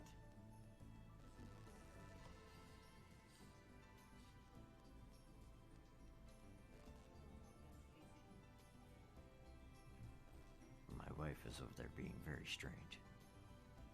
Just wanted to let you all know that. Anyway, somehow I could tell it was his way of remembering Kurisu. I think I just got flipped off again. I think so. I don't know what she said though. Like, I didn't understand a single word she said. She's logged in as K. Oh. And she has her mug that says K. Oh. Oh. Okay, I get it now. She thought it was fitting. Okay. It's a funny joke! I get it now. Okay. I see. If that's the case, then Maho. Yes? Why not introduce her to Mr. Okabe? You can't mean Amadeus. It was good luck that brought him here to us, wasn't it? While we were in Japan, you can have him be a tester. Are you serious? We can't just let an outsider... If he's a friend of Kurisu's, he's not an outsider. But correct? sir! What were they talking about? I had no idea, but this was my chance to build a relationship with Dr. Leskinen. I didn't want to blow it. I'd love to help. Nice. Nice. He patted me on the shoulder and smiled. It was an innocent smile, like a child's. Which means it's fucking dangerous. Okay then, ask Maho for the details. Thanks! Another scientist was calling him, so he wandered away. Just so y'all know, I'm gonna adjust his voice. I don't like it currently. I don't know. Maho was shaking her head in disbelief. What's he talking about? Meeting Amadeus? Being a tester? The demonstration of Amadeus we did during the convention used my memories, but Amadeus also has another researcher's memories saved as data. Another researcher's memories? What did that mean? When I finally figured it out from Dr. Leskinen and Maho's conversation, my heart started pounding. You can't mean her? Yeah. Kurisu Makise's memories are stored in Amadeus. They're 8 months old, though. There you go.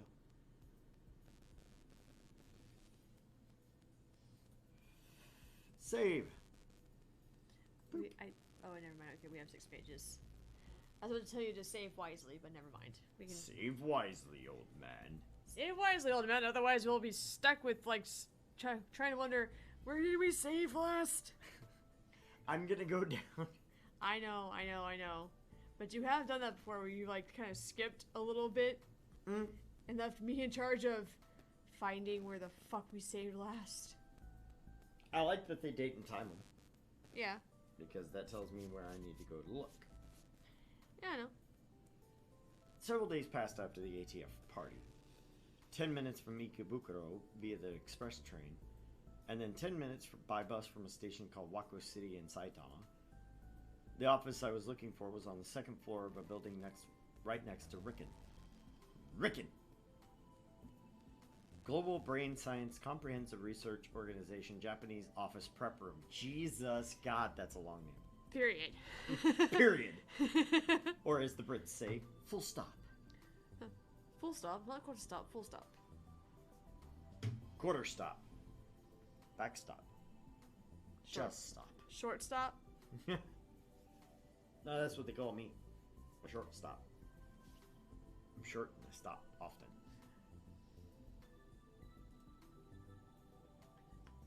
By the way, thank you all for still hanging out with us. We still love you.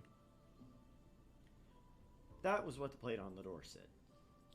Long ass title and it's rambling. That plate must be like this fucking long. Right. To get in, you needed 3 types of special keys plus a security card. What is this place? The place for brain scientists from all around the world to work together to make a new organization. Our lab is leading the way. She led me inside. We got a text message. The mysterious Sukaso have at last appeared in Akihabara, nya? Bois? I don't know what that frog is doing. And oh my god, rip out my eyes. It's all like, I think it's yawning. which one? Which one? Which sticker do we send? I really want to do the Nani? Nani? The panda. No, it's an Oopa. It's an Oopa. Okay, so Oopa. Oopa. Oopa. See? Oopa. Ah, kill me now. This is one of the hidden doors in Akihabara that leads to the truth, nya? If you know not of it, then very well, nya. It saddens me that we cannot journey together, but if my sacrifice shall put an end to this, then I go through the door with gladness, nya.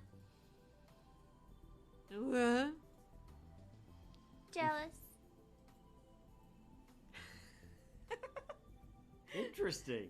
Because, yeah, she was the other Chuny.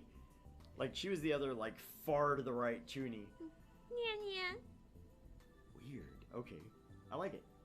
The office must have been newly rented. Most of the desks were still empty, showing no signs of ever having been used.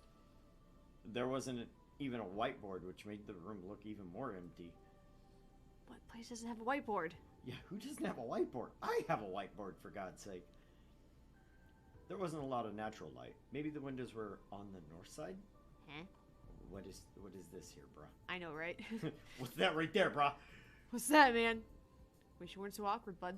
The only illumination was from the overheated fluorescent lights. The room felt very cold. What is that right there?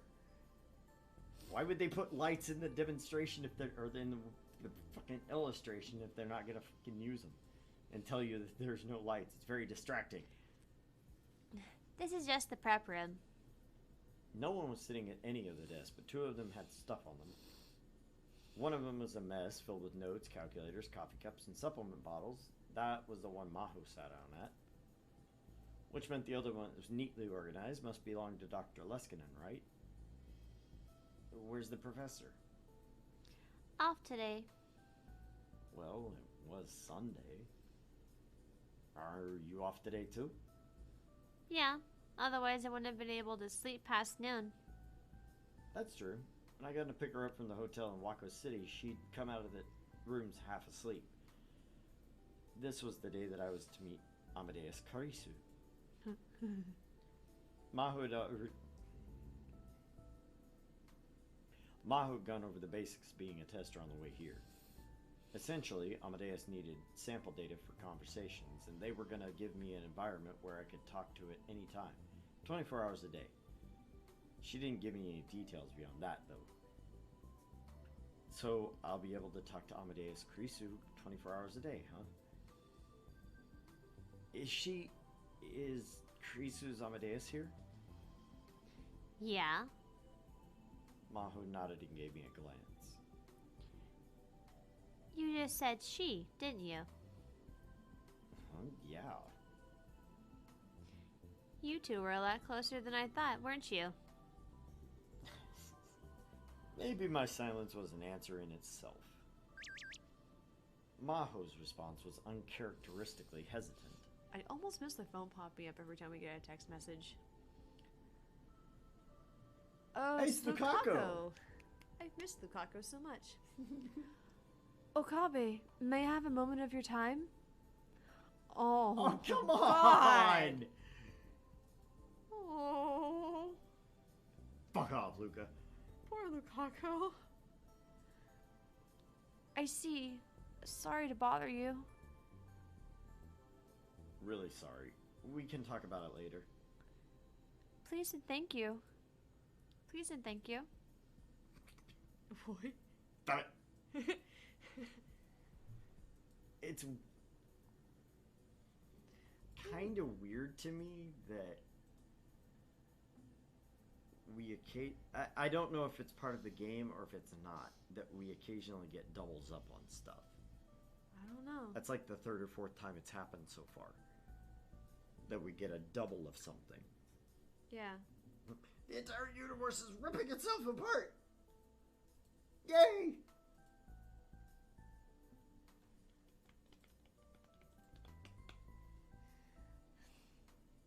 Then maybe you shouldn't meet her after all. Why? The closer you are to someone, the crueler that system is. I'm okay. Fine. I won't bring it up again. But just remember one thing. The memories are from March, the last time Karisu did an update. So in this timeline, he's still a dude. As far as we know. As far as I know. Beautiful face, but a dude. It's a trap! I just love that entire, like, back and forth in that one. Compliment, but he's a a dude.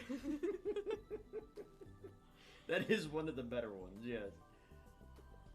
I like Luca. I really did. I like Lukaku no matter what, whether he's male or female or what have you. Lukaku is just a nice character. Male, female, hermaphrodite. It's, you know, whatever. Non-binary, doesn't matter. Who cares? Lukaku is awesome. So anything you say about what happened after March, for example, when she was in Japan, she won't remember. That's right, isn't it? And the professor and I have run her on a program a lot of times between March and today. Each time Karisu, the Amadeus Karisu, has created memories the original never had. Stories we've told her, information she found on the internet, new people she's talked to, things like that. In other words, what you're about to meet isn't Karisu Makise, your friend. It's one of the problems with the system. It causes a lot of confusion with the people on this side. I mean, us humans. Because you'll think you're talking to the real Karisu. So don't get reality and fantasy mixed up, I guess. Our brains have trouble keeping up with the fact that our memories aren't shared with them. Memories that aren't shared. No, there's a feeling I knew well. Reading Steiner. It was a power only I possessed, which made my memories different than those of the people around me. Take me to her. Buzz remembered stuff we didn't. Reading Steiner. Oh, yeah.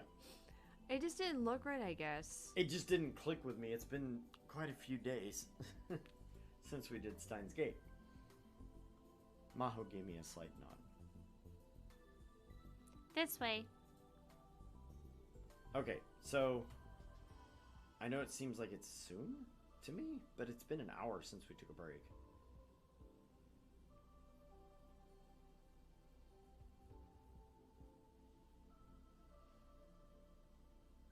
No? Yeah, I guess it has, hasn't it? I don't know. I mean, the number 2 is where we had taken our first break. Yeah, 21:37. Oh well, we'll go back. As your phone rudely interrupts everything. Don't rudely interrupt me, sir. She led me to the back of the room. There was a booth separated by a thick partition. To get inside the booth, you needed a different card key than the one used to get into the room, as well as a security code. You're pretty strict about security. Industrial spies are our biggest threat these days. She entered the security code and unlocked the door. Go inside.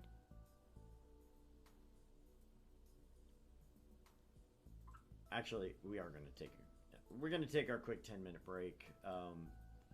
Even if it's a little close to the last one, I want to start in on this sequence. True. Because this is probably going to take a few, so... Oh, yeah, yeah. We gotta rest our voice for a minute. Get a drink. So, guys, we will be right back in 10 minutes. Please go grab a drink yourself. Come back and watch the rest of Steins Gate 0.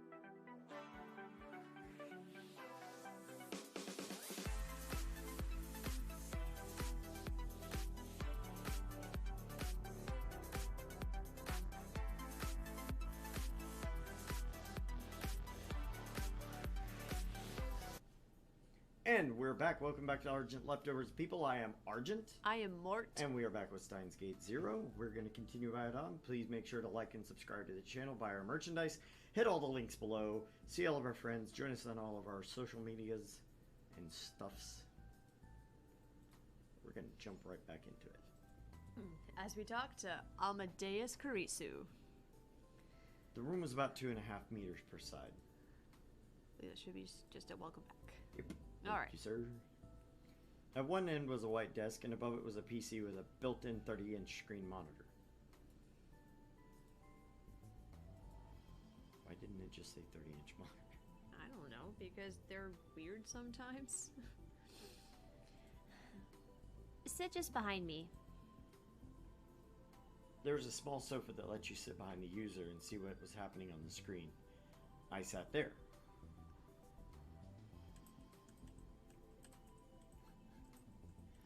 Maho powered on the PC and began to type. The PC. Psi. A second later, the words Amadeus System appeared on screen. I saw her put the ID in. Salieri. Salieri? No, the tips. That's what I was looking for.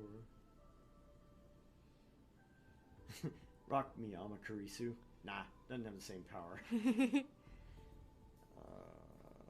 Salieri. Yeah, Salieri. An Italian composer who lived in the same time as Mozart. He was the court composer of Vienna for many years and trained such famous composers as Beethoven, Schubert, and Liszt. Alright. I knew that name. I'd heard it before. I had just forgotten. Entirely. I'd heard the name. I hadn't remembered who it was. I remembered the name Salieri, and I was like, artist? Philosopher? Oh, musician. Salieri and Amadeus, huh? Was there some meaning to that? Come to think of it, in the famous movie Amadeus, there was a character who was spiteful and jealous of Mozart's incredible talents, but who, in the bottom of his heart, admired him more than anyone else. Not true in real life. That movie was very theatrical. That character's name was Salieri. Don't look at the password. Maho moved her body to hide her hands. I looked away. Oh wait, I can't read if I do that. She finished logging into the system and a simple bare command prompt appeared on screen. Are you ready? Yeah, do it. Maho entered several commands in the prompt. Sorry, I can't show you this yet. Well, I wouldn't be able to make any sense of it. Still, you know how it is. She turned off the monitor. Then she spun around to face me. Keep your shirt on. I suddenly realized I was clenching my fists. How long had I been doing that? My hands are sweaty, knees weak, arms are heavy. Vomit in my sweater already. Mom's spaghetti. And there was a red spot at the base of my thumb where my nail had dug in. Sorry, that was funny. Was I more nervous than I realized? What is it? Oh, just... I'm starting to get a little scared. There's still time. You can just leave now. You're pretty mean. Really? I'm worried about you. Then act like it. Seriously, you, Karisu, you lab girls. For a second, the old joking me was about to come back. I quickly changed the subject. People who spend all their time doing experiments can be so rude. How rude. That's a clear case of slander. I could sue you for defamation if I want. No, you couldn't, because it was said directly to your face, not to anybody else around, and it doesn't damage your reputation. Stop, you're scaring me. I know a good lawyer. Want me to introduce you? How about you stop suing me first?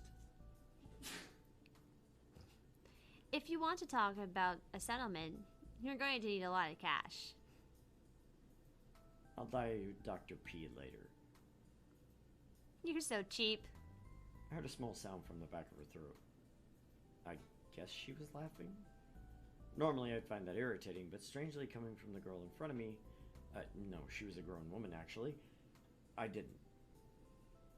Maho Hiajo was a very strong-willed, with the prickliness and short temper unique to scientists. She always seemed to be a little upset about something.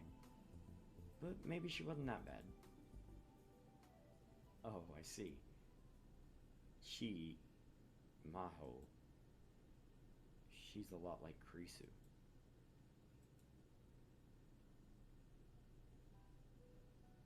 When I first met Karisu, she was like that. Arrogant, rude, never willing to change her mind, stubborn, hard-headed, and always ready to confront me with raised eyebrows whenever you said something she didn't like. I truly thought I'd never see a more unlikable woman. But despite my first impression, on the inside she turned out to be a fragile, easily hurt, and so kind and so lovable. Oh, he's in love. What's so funny, Maho? I suddenly heard a girl's voice from the speaker. Oh. I found myself jumping off the sofa. I knew this voice. I couldn't forget it. I could never... Maho turned on the monitor. The girl I'd never forgotten appeared on the screen. Maybe it was based off her appearance at the brain science lab, because she was wearing a white lab coat. The PC's camera turned towards me on its own. Who is this? Maho was introducing me, but I didn't hear anything she was saying. I simply stared entranced. I wanted to reach out my hands. I wanted to touch her. Sorry. She was right there. Nice to meet you, Intaro Okabe. I'm Kurisu Makise. I look forward to working with you.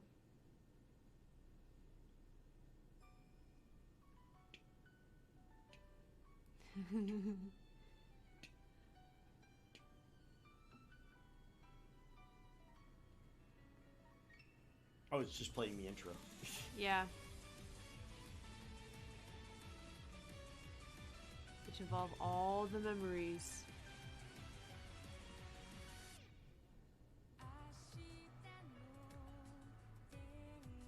Oh Just wow, this so- one's actually animated.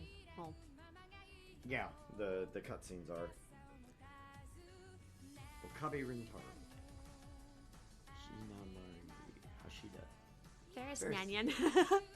Good lord, quit going so fast. I want to remember all my loved characters. Even though I only got to voice like 2 of them.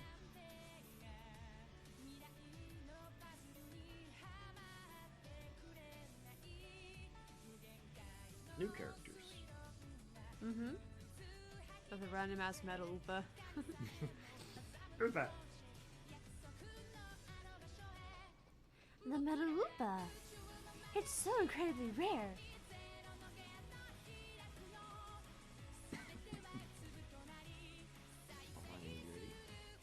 Oh, goody, another Yeti. Sorry about that. I thought that said Yuki. I could have been wrong.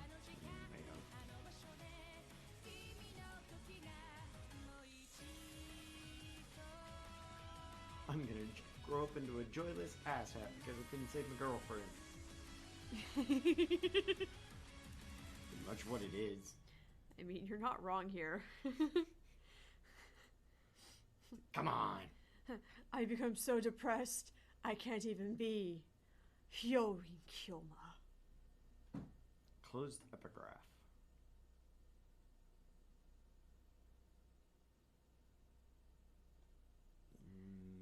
We'll go with male. Okay. All right, Mr. Okabe. Try to relax. My voice is a bridge guiding you down into the past. You're going down and down and down, and then you see a gentle colored light. What color is it? I was dreaming. Daydreaming. I was aware that I was lying on a big sofa undergoing counseling. I tried my best to stay calm and imagine what the psychologist was telling me. What color is the light? Good lord. Red. Red. I see. The person you care about is standing in the light. Are they your family? No. Then your friend? Or perhaps lover?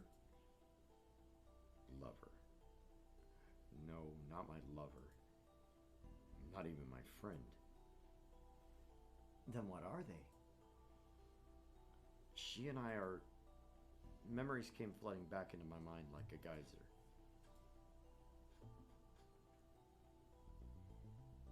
Yay! Could you come with me for a moment? My brain broke. What?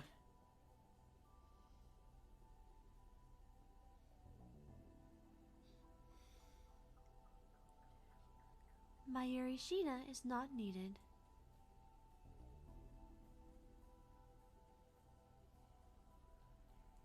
Tell me. I know you use the time leap machine. That was on the bridge? Yeah. Yeah. Save Mayuri. Go to the Beta World line. The world line where Mayuri doesn't die. Not just for your sake, but for mine as well.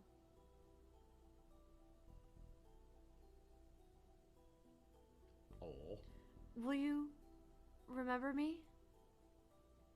I will now. You stuck your tongue down my throat. Oh, and then you died. Am I going to die? I don't want to die.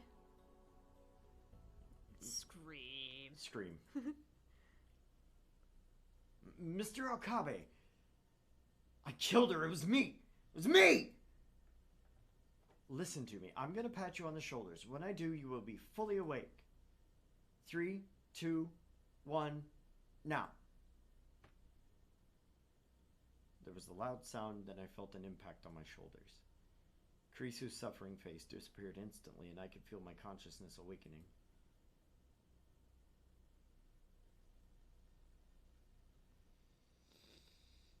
I stood up off the sofa. I felt dizzy and almost fell over. Are you all right? Rest a minute. I'll bring you a towel right now. The psychologist left the room. I realized I was soaked in sweat. The air conditioner was working, so I could tell it wasn't from the heat.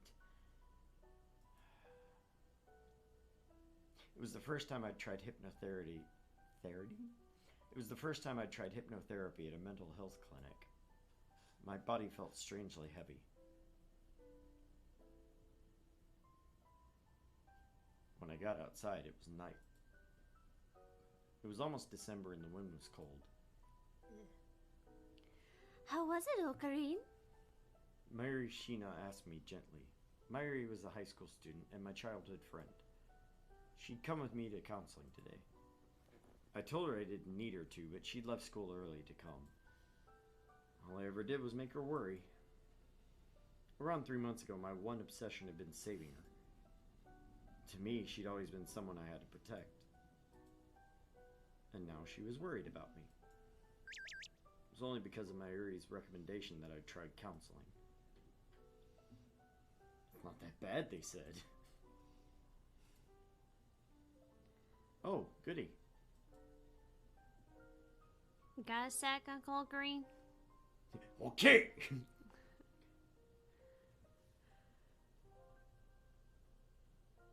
I cannot read But that. I refuse? Hold on, I'll get close. Okay. We're trying to read it, and it's very far over there.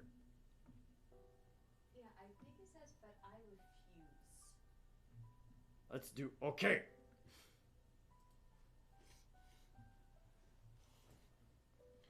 Listen, what do you think I should do about Mom and Dad? What do you mean? I just can't see them getting together like this. Well, you're right. Uncle Ocarine, is there anything you can do?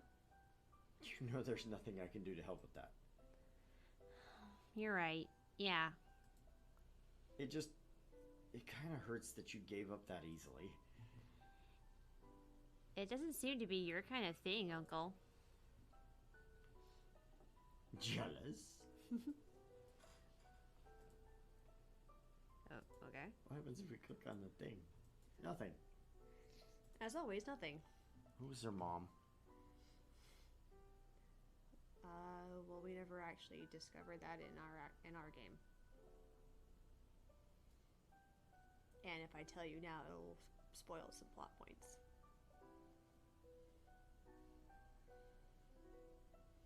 Swear to God that he did marry some. I'm gonna go back and look at it. I mean, go back and look at it. You will not find. I guarantee Yeah. you, you're not gonna find her. That's fine. I don't want spoilers. That's good. It's fine. I'm just stubborn and stupid. So. It's not that bad, they said. I told her a small lie to make her feel better. Oh, it wasn't supposed to be sarcasm. Got it. Oh. Oh. It's not that bad, they said. Yes, like that. It's not that bad, they said. I woke up screaming on a couch. I wonder why the sarcasm didn't come through. Actually, they told me I'd suffered serious trauma. They'd stopped the hypnotherapy and given me a course of counseling and drugs. Now they wanted to wait and see the results. Basically, they decided there was nothing to do but treat my symptoms and wait for it to heal naturally. That's the way to put it.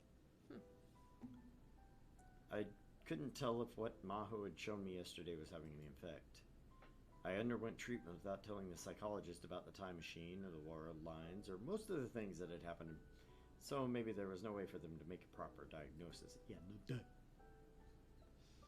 In any event, I decided not to think too much about the result. Hey, Mayuri, you haven't eaten yet, right? Want to go get some food? I'll treat you. Ooh, can we go to Akihabara then? Luca and Ferris say they haven't seen you forever. They want to meet up. Akihabara, right? The clinic was in walking distance of my house. Akihabara was much further away. But even so, I couldn't turn down Mayuri's request. I went back in time to save her. I saved her. Now I feel regret for saving her.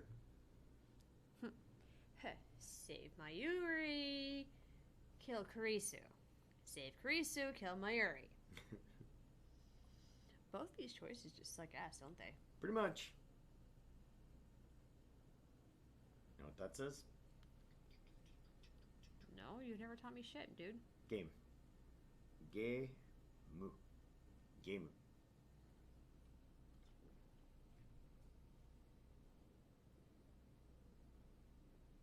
Sorry, folks, I'm trying to read the actual kanji. The first one there, after where it says anime, so it says Gemu, PCXBDP, DVD. The top one there is anime. Mm-hmm. Something in the middle, DVD. And then the first of those kanji next to it is bai. Kairu. Kairu. Kanos. Until the events of this summer, I'd gone there almost every day. In fact, I practically lived there. Lately, I only went 3 times a week, at the absolute most. And then only go shopping on the way home from school. We went into the plaza in front of the station. Just like Ikebukuro, even though it was only a month until Christmas, there were barely any decorations. I was sure the whole place would be covered in a minute it was December 1st. Eventually, I was sure to see maids in Santa outfits. Maids in Santa outfits passing out flyers in Akihabara, huh? Akihabara could be really weird. Oh, it's Ferris and Luca. Toot-toot-oo. She finally did it, ladies and gentlemen. Yay! The first tuturu of the game. Meow. Kyoma. Okabe. Mayuri. Ferris and Luca must have been waiting. They ran us over as soon as they saw us. I mean, I believe Ferris would do that. Just, Right. Yeah.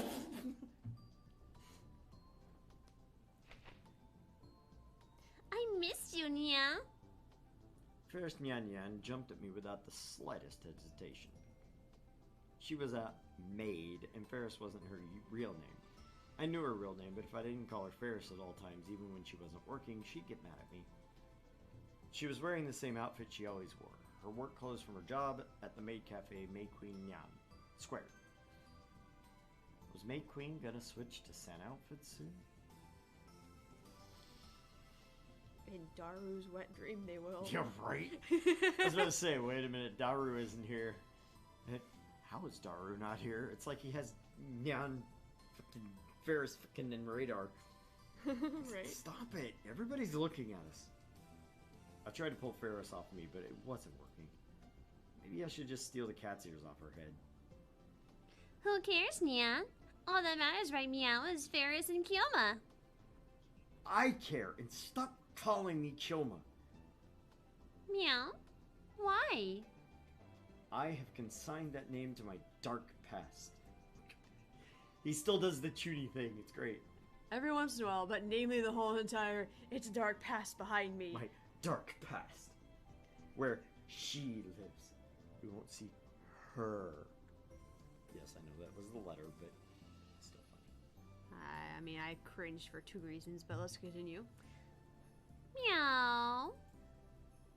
Ferris looked upset, but I decided to ignore her. Kyoma Hyoin. Oh my god, why would they do that to me? Right?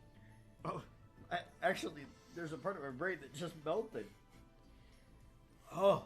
I can smell it. It's Hyoin bad. Kyoma was part of a past I'd seal away. And yes, I'm going to say Hyoin Kyoma because it's the only way to say it. That's how we did it for like, what, a month or so? Almost. Or no, wasn't it like 3 months or something? Yeah, it was almost 3 months. Yeah, for like nearly 3 months. It was Hyoin Kyoma. Because I know I edited 12 different hour-long videos. Okay. So there were 12 of those, and then there was another half. So probably 24 videos, 24 hours, Okay. grand total. Yeah. So that's several weeks worth. I decided to pretend he never existed. As every former Choni is. He had meddled with the forbidden invention called Time Machine, and as a result, the system that ruled the world punished him. He dashed the hopes of many, lost the life of someone he cared for, and his heart had suffered grievous wounds. He must never be awakened again. I didn't need him anymore. Then what should I call you, Nya? Well, Okabe or something. I think Okari is a cute name, don't you, Ferris? By the way, Ferris was what Mayuri calls Ferris. She claimed it was easier to pronounce or something like that. Okay, so it would be the idiosyncratic to the Japanese, because Ferris and Faris. yes, Yeah. Ferris and Faris. For those of you that don't know, the A and the E are pronounced very distinctly differently. Ferris, Faris.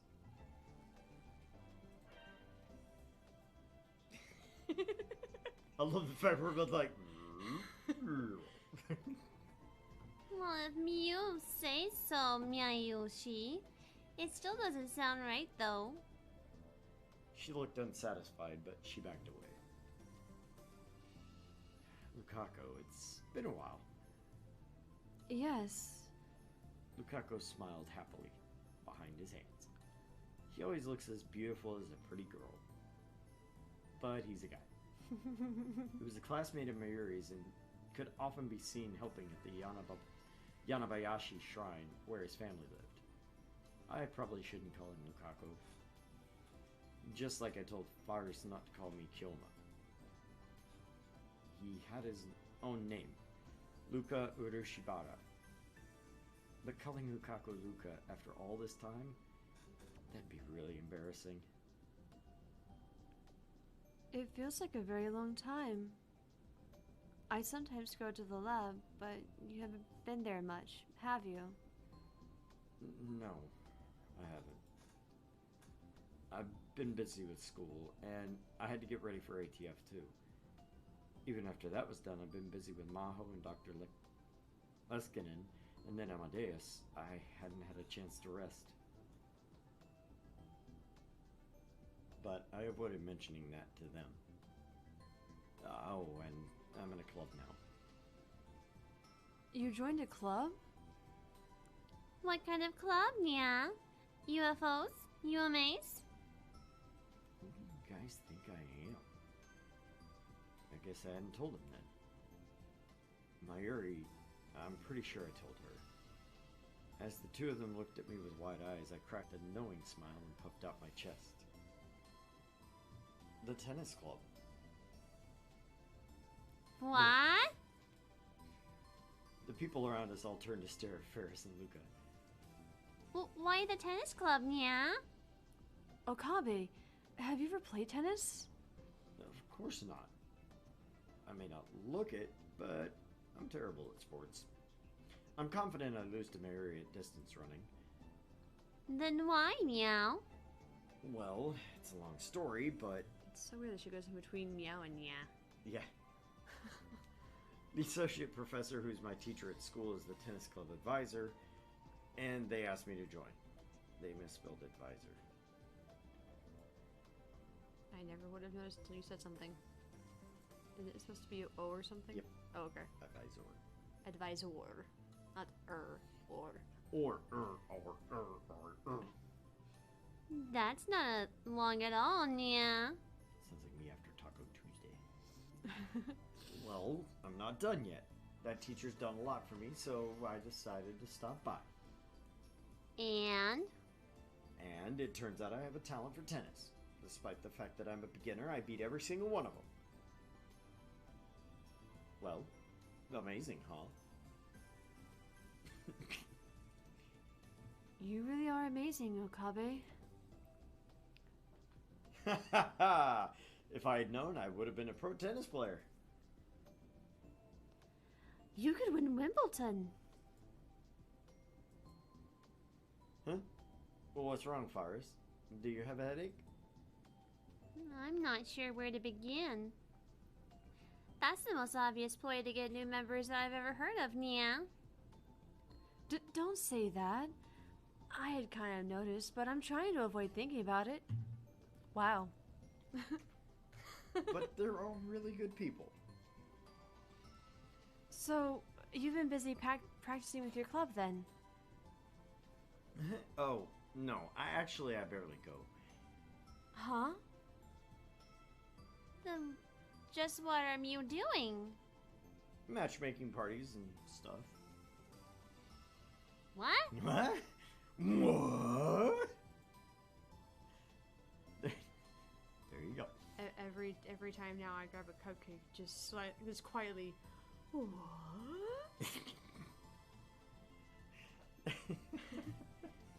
What? So I got us a TikTok account today, so now I'm thinking of stupid videos we can do on there too. We should. Just need to go to Kroger's, just film us walking up to the cupcakes and just picking up a whole tray of them. Or better yet, grabbing like one of those really big fuck off cupcakes. Just me holding it. Going, what? That's what happens when you last two get in a room together. Their shouts filled the whole street, and once again, people turned around to stare. It's not that surprising, isn't it? I'm a normal college kid. That's true. I'm sorry. But... Luca was fidgeting like he wanted to say something. How can you go after other women when you've got your beautiful Faris? It's unforgivable, Nia. Don't get the wrong idea, okay? I'm not really interested in girls.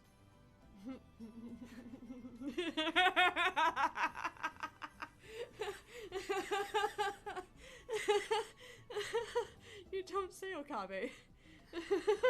You know, the funny thing is, now I can see her finding the video on YouTube, downloading it, clipping out just that part, and now all of a sudden that's my ringtone. Or my text message sound. I'm not interested in girls. But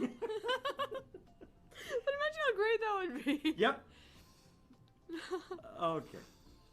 In fact, I also went along with the rest of the club, but there really wasn't any place for a wannabe normal like myself. There was no way I could keep up with the conversations that normal normies had. While the other men and women were having fun, I'd just kind of sit there. Yeah, Luca's like... Lucky day. Hey. But you're a girl, see, right here! That was one of the better sequences. A matchmaking party was a challenge far beyond my capabilities. I wasn't gonna tell Faris and Luca that, though. Aw, that's so nice. Mayushi wants to go to matchmaking parties with Ocarine too. What? Mayuri want to do what? Is she old enough to be interested in that sort of thing? Where does he live that he doesn't understand high school girls like boys? Jesus, I'm socially inept and I knew that. 'Cause that's when everybody gets together and has a fun party, right? Yes, a party. Evidently not.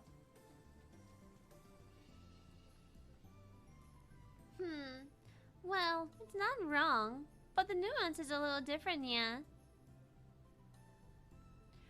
We can hold it at the lab. Of course, Luca and Ferris will come. Oh, and Daru and Nai and Suzu. Nai? The little girl. Oh, yeah, the boss's daughter. Okay. Yeah. Oh. Mary turned to me with a guilty look. Suzu, huh?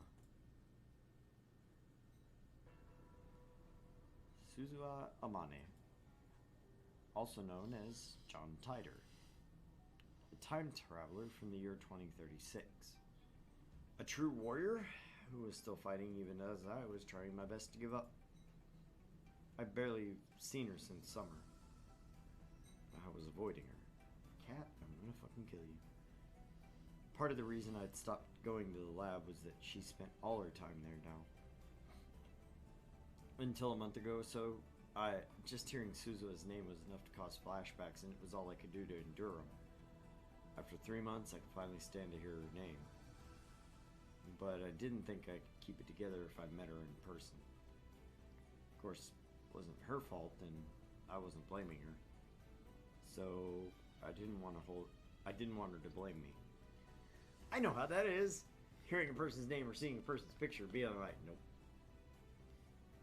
Nope. She never come out and said it, but when she looked at me with that razor-sharp glint in her eyes, I felt something like guilt.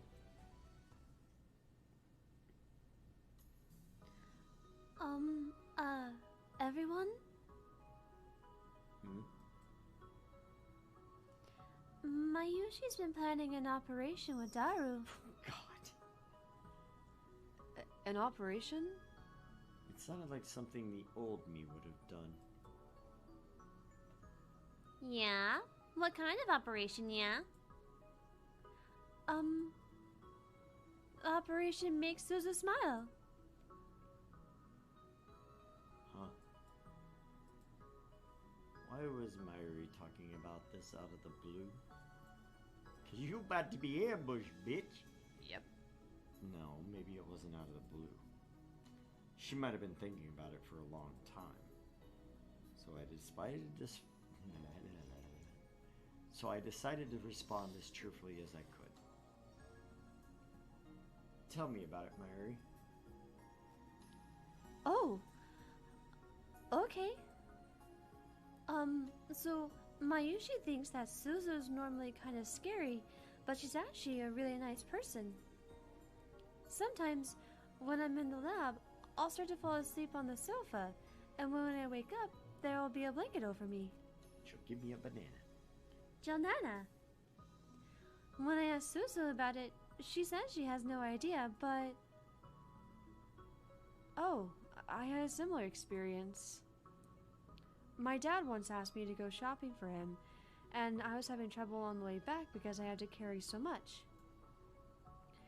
And then Amane came by. Without saying anything, she took some of the bags from me and carried them. Huh. I had no idea. She said that it wasn't a big deal, so I shouldn't tell anybody. Oh, I guess I just did. I see. In the Alpha-World line, she was a cheerful girl who smiled at everyone, who loved to go mountain biking. In our game, we did the, 40 fucking days or something? Yeah, just repeatedly mountain biking and trying to die.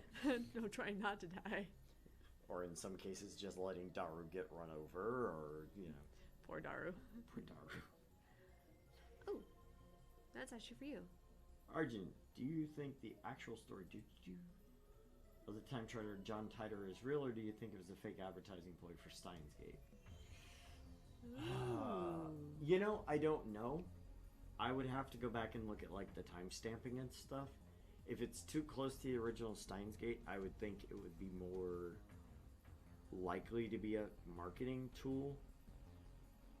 But I think it actually predates Steins Gate, if I remember correctly. And if it does, I think it was something that they leveraged into CERN. Yeah. And other things, that they leveraged real life property and items into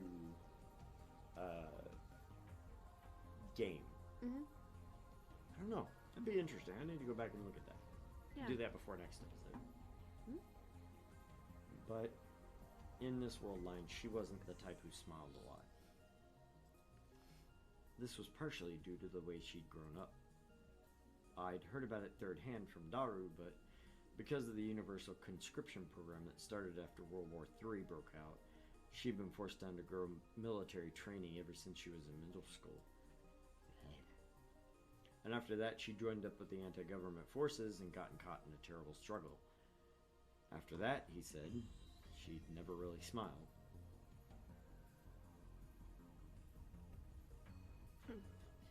So, I want Suzu to really smile.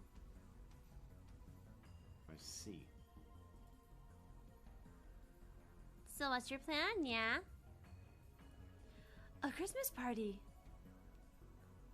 A Christmas party? We all spoke in unison. Try to, anyways. It was close enough. Except for, like, you had to do two voices at once. Can you do that? No. Okay.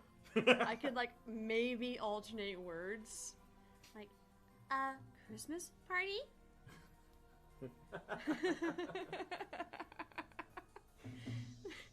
That's the best I can do. Fair enough. It's almost Christmas, right? And Suzu says she's never been to a Christmas party. So Mayushi wants to give her one as a present.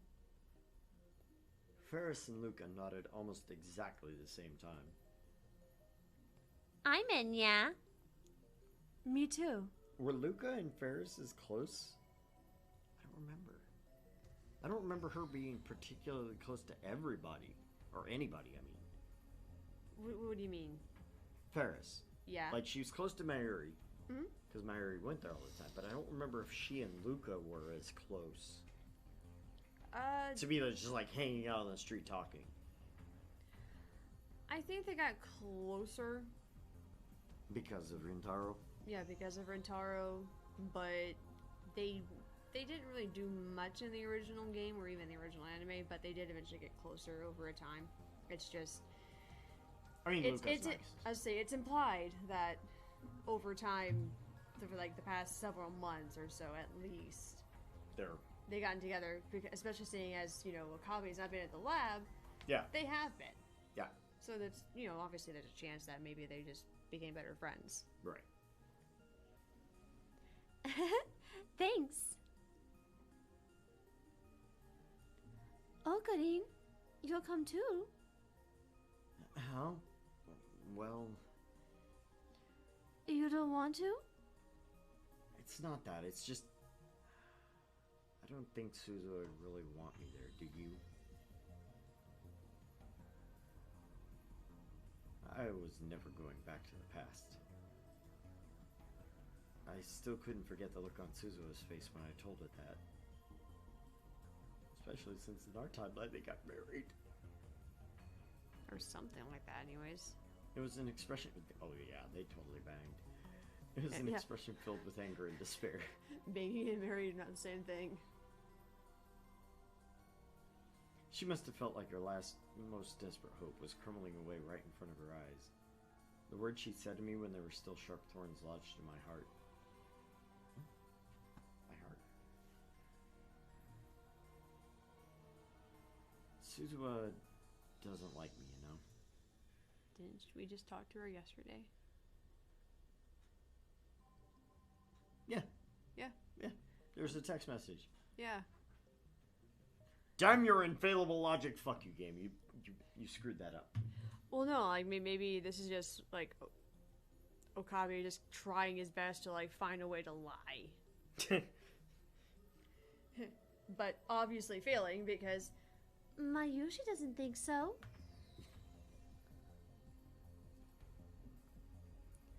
I think she probably regrets the fact that she got mad at you. I think she just can't say it. Really? Yeah, I'm sure of it. I couldn't turn her down after Mary said that. Fine. I'll think about it. Okay. By the way, Okabe? There was a bit of hesitation in Luca's voice. How did the doctor's appointment go? Evidently, Luca had heard about my counseling from Mary. they're in class together. What do you expect? Maybe he'd wanted to see me because he was worried about how it went. I was castrated. I'm fine. I guess I'm making Lukaku and Faris worried too. In this world line, they hadn't joined the lab, but even so, they were still dear friends. I never tried hypnotherapy before. It was interesting.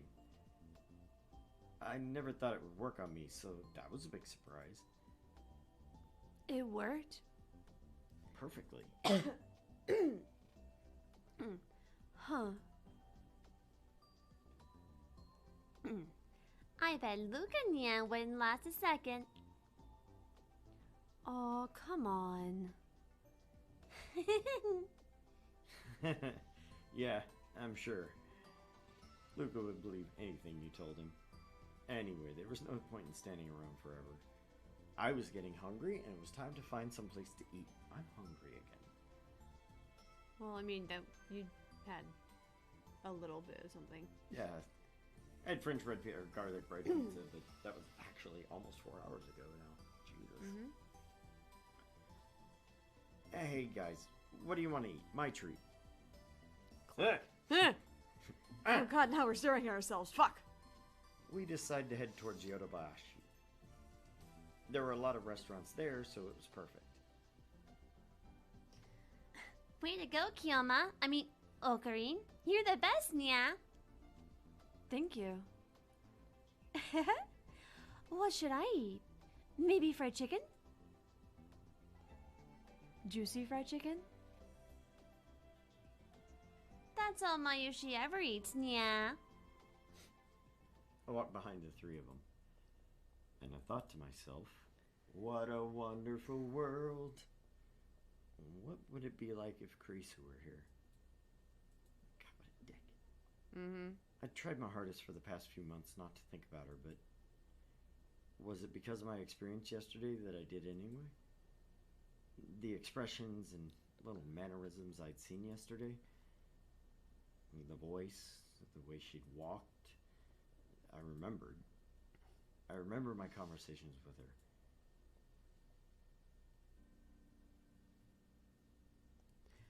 Hello, Rentaro Okabe. I'm Kurisu Makise. Nice to meet you. I couldn't respond at all. Something felt slightly off about the way Kurisu moved on the screen.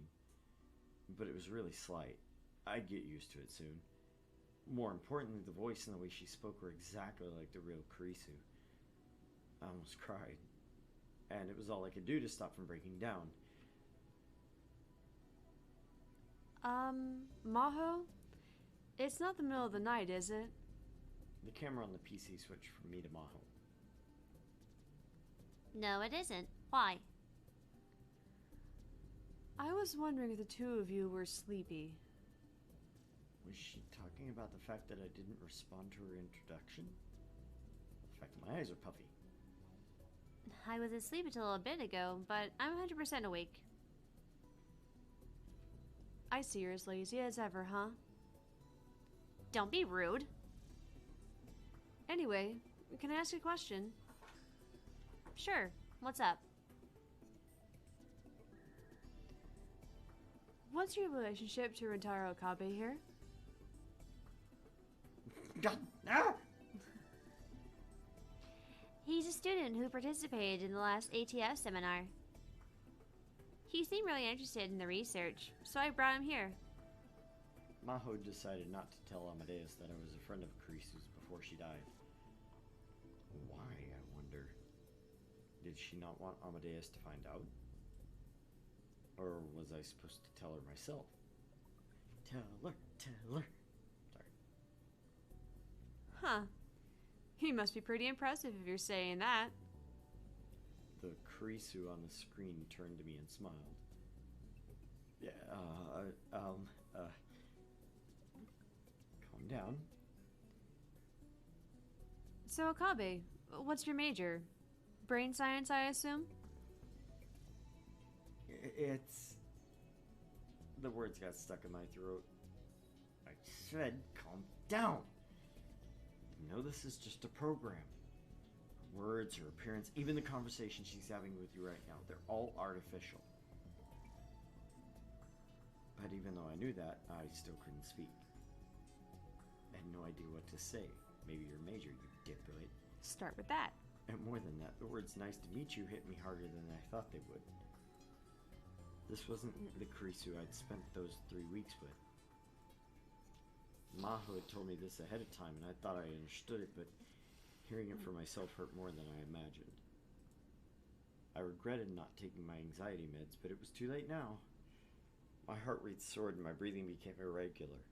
My head was spinning and the corners of my vision were beginning to dim. At some point, my lips had gone totally dry. Is something wrong, Okabe? Kurisu sounded worried.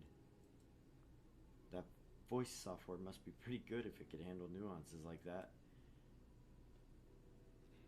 His major isn't brain science. But he's very interested in our research. Is he? Dr. Leskinen likes him too. At some point, I plan to make him my assistant. What? What?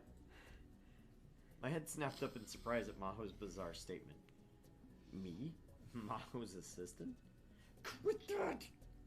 Criminy. I've got the camera application just to this side, and I keep clicking on it instead of the thing, and it pops us up, and we're looking at double versions of ourselves. We're seeing double. Then I go to Victor Condria University? Oh, you don't like the idea? It's not whether I like it or not. Well, it was a joke anyway. Joke? Did you take it seriously? I did not. I was going to tell you that I almost did. I see. But if you study really hard, it might not be a joke after all. Even if it wasn't, I'd rather be Dr. Leskinen's assistant. This was my way of getting back at her. It's harder to be his assistant than you might think. He's a really big kid. As she spoke, she quietly came over next to me and tapped me on the arm a few times. I see, so that was it. She was making a joke to try and calm me down. Sorry. Thanks. What are you talking about? I didn't think subtlety was her thing. Maybe I was wrong? Maho. Excuse me. Kurisu beckoned to Maho from within the screen in a very human manner. What is it? Come a little closer towards the speaker. Maho moved her ear close to the speaker. I was just thinking about how weird it was when... Huh? Maho suddenly turned bright red and shouted at the screen. Of course not! What are you talking about? You don't need to be so embarrassed. I'm not embarrassed. Just stop being weird. You're sure? I'm sure. What are you talking about? Said the completely clueless moron. It was obvious that Kurisu had whispered something to Maho. What did she say? Is this your boyfriend? Maho glanced at me. And for some reason she blushed and turned away. Ah, I see. From the way Maho was acting and what I knew about Kurisu, there was only one possibility.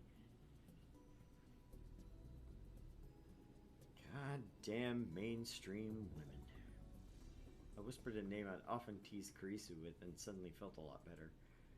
She must have said something stupid like, "You two make a good couple," or "You finally found a man, huh?" The way she looked at a boy and girl holding a friendly conversation and immediately assumed they were dating was just like the Kurisu I knew. What a system. It didn't need to be that true to her personality, did it? I chuckled.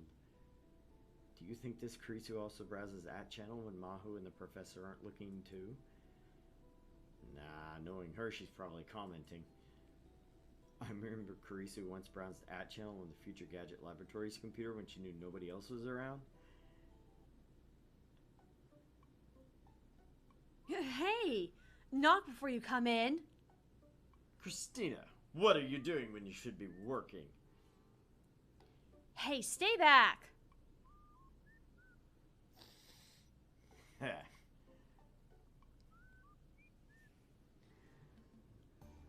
Hey, what's with that? Oh, this is terrible, right? Ruffle kind of laugh. Fret not, Christina. Or should I say, at Chandler Kurisu. Don't call me that. I knew it already. Indeed, I'd known it for a long time. You reek of that Chandler.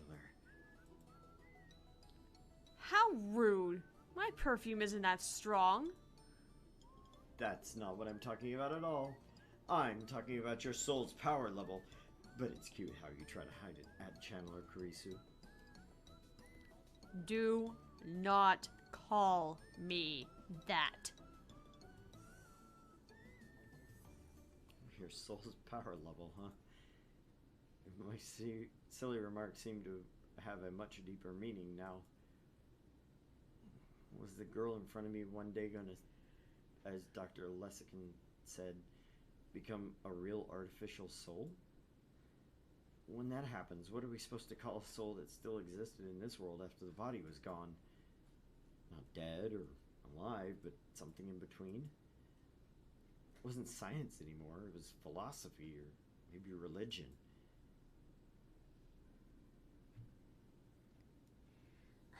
Enough messing around.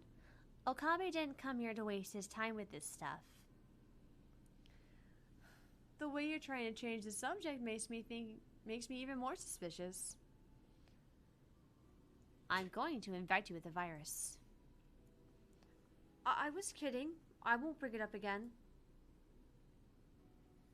Kurisu quickly bowed her head and looked exactly like fucking Monica for a second. Right? I just really seriously had a Monica overlay. Artificial. Yeah, that's actually pretty good. Artificial. Whoa! It went away. Come back here, you. Yeah, artificial. He needs the big text so he can read it. I do. Otherwise, he's just like glaring at the screen going, "Hee!" Why do you look so angry, Argent? I'm not angry. I'm just trying to read, damn it. I'm angry that I can't read. I'm angry that I can't read. I bet back when Kurisu was alive, she'd had conversations like this with Maho every day. I'm sure Dr. Leskinen had a lot of fun watching him. It was actually kind of cute. Sorry about that, Okabe. Wanna try talking to her? Oh. Maho offered me the seat in front of the PC. Python? Pasocom. Kurisu's face was on the monitor right in front of me. When our eyes met, she smiled a little. I didn't know she reacted like this to people when she first met them. But my meeting with Kurisu went about as badly as it possibly could have. I realized that her prickly attitude towards me could have been unusual for her. Ask me whatever you want. I'll answer anything I can. Yeah. This wasn't good. I was remembering every moment I ever spent with Kurisu. I couldn't think of what to say. And then the words that came out of my mouth were, is it possible to create a time machine? Ooh. That was what I once argued with Kurisu on another world line. In the end, I'd lost the argument completely. What? Huh? A time machine, you said? Where did this come from? It's just a test. I wanted to see if she was capable of thought experiments. Well, Kurisu? Let me see. My conclusion is that it's not possible. But we don't know for sure if that's impossible, I guess. What? That wasn't what she said. I'll begin with my conclusion. The very idea of a time machine is idiotic. That's what Karisu said in the Alpha World line. I remembered that well. Because it stung like a bitch slap. I think the very idea of a time machine is idiotic. I remembered our old debate and decided to repeat what Karisu had said then. It's too early to assume that. You think so? It's true that scientists all around the world have proposed time travel theories. There are 11 major ones and countless minor ones, but none of them are anything more than hypotheses, and some of them directly contradict one another. Correct. For example, there's a cosmic string theory and a wormhole theory where time travel is possible as a thought experiment, but no one has a clue where you would go to get cosmic streams or strings or exotic matter. In other words, it's not realistic. This was also something that Karisu had told me in the Alpha World line, but the Karisu on the screen was unmoved. That's probably because scientists haven't discovered something important yet. Then you think it's possible to create a time machine? We don't know for sure that it's impossible. That's what I said, remember? Yeah. Her opinion was slightly different. Was this because I was in the Beta World line, or perhaps... Hey, Hyajo? She knows she's made from a copy of the original's memories, right? Of course. Then, I can't think of a good example, but is it like identical twins?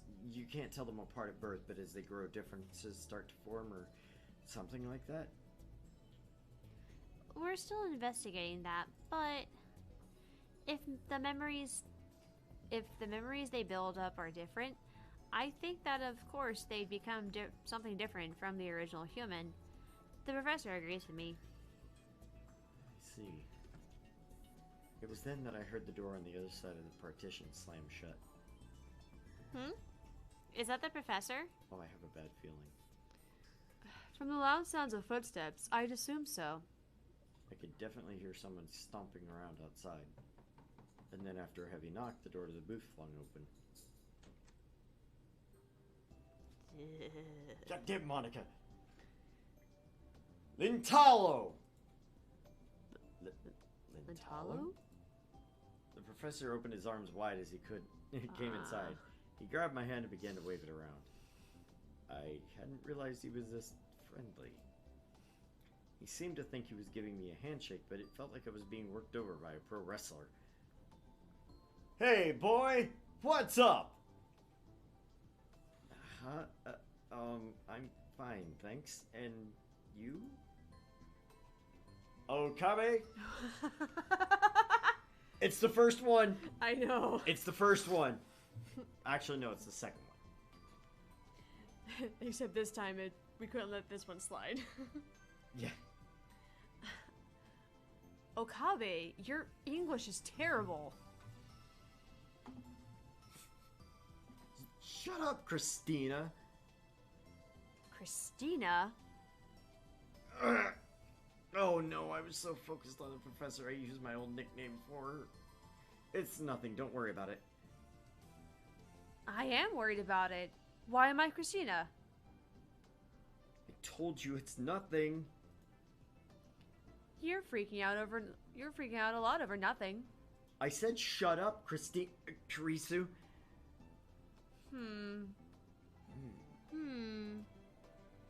Karisu and Maho both seemed lost in thought. You called her Christina, huh? You two, just drop it. I didn't want any more questions about this. Since the professor was here, I decided to ask more about how Amadeus' memories worked. Professor, is it possible for Amadeus' memories to be externally modified? But the professor wasn't listening to my question. He seemed to be frantically searching his pockets for something. Come to think of it, I didn't see that translator device on his ear. He must have been looking for it, which meant odds were good he didn't even hear my question. Modifying my memories? It's theoretically possible. Crease herself answered the professor's place. For example, it would be possible to make me think that my name was Christina. But memory data isn't like normal data. It's much more complex. I'm aware of no successful attempts to modify it. And even if the attempt succeeded, I would notice it and repair myself. Unless I told you not to. Right? I keep logs in an area that only I can access. In other words, a secret diary. If there was a discrepancy between my current memories and my diary, there's a very high probability I'd become suspicious. What's more, my memories are backed up at regular intervals. Even if they were altered beyond the point where I could self-repair, I would still be able to restore them. I would lose my memories, and that had formed between then and the last backup, though. I see. Regardless of the topic of discussion, it felt strange. What Maho had said before she loaded Kurisu is true. I was starting to feel like I was chatting with the real Kurisu. The way she wouldn't let you get a word in edgewise when she started talking about science was exactly like the real Kurisu. It's interesting, though. I turned toward Kurisu and spoke. You're able to consider yourself objectively as a machine. From what I see in books and comics, I'd expect you to say, I'm not a machine, I'm human. That's pure nonsense. Even humans speak of themselves as a combination of hardware and software, right? They just call it biology and psychology. What's the difference? I see. She's better with comebacks than anyone I know, isn't she? When she heard this, Kurisu turned towards Maho. Her CGI is big and round, though it was really just the camera sensor moving. You know, Maho, this may not be any of my business, but you should watch what you say. You finally got your chance. What if he stops liking you? What? Come on, don't bring that up again. But it's what I find most interesting right now. It's what I find most meaningless right now. What if this is the last chance you'll ever get? Jesus, you're just one cold bitch, aren't you?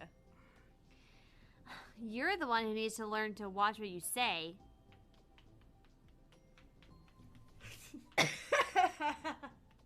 No, that's my line. Ha ha ha ha ha!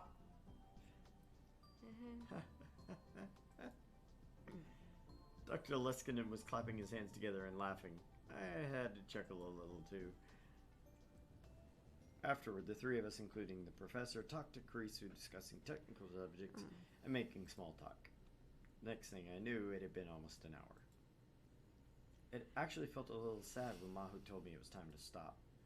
In just a single hour, the strangeness I felt about Amadeus had disappeared, and I felt like I was really talking to Kurisu.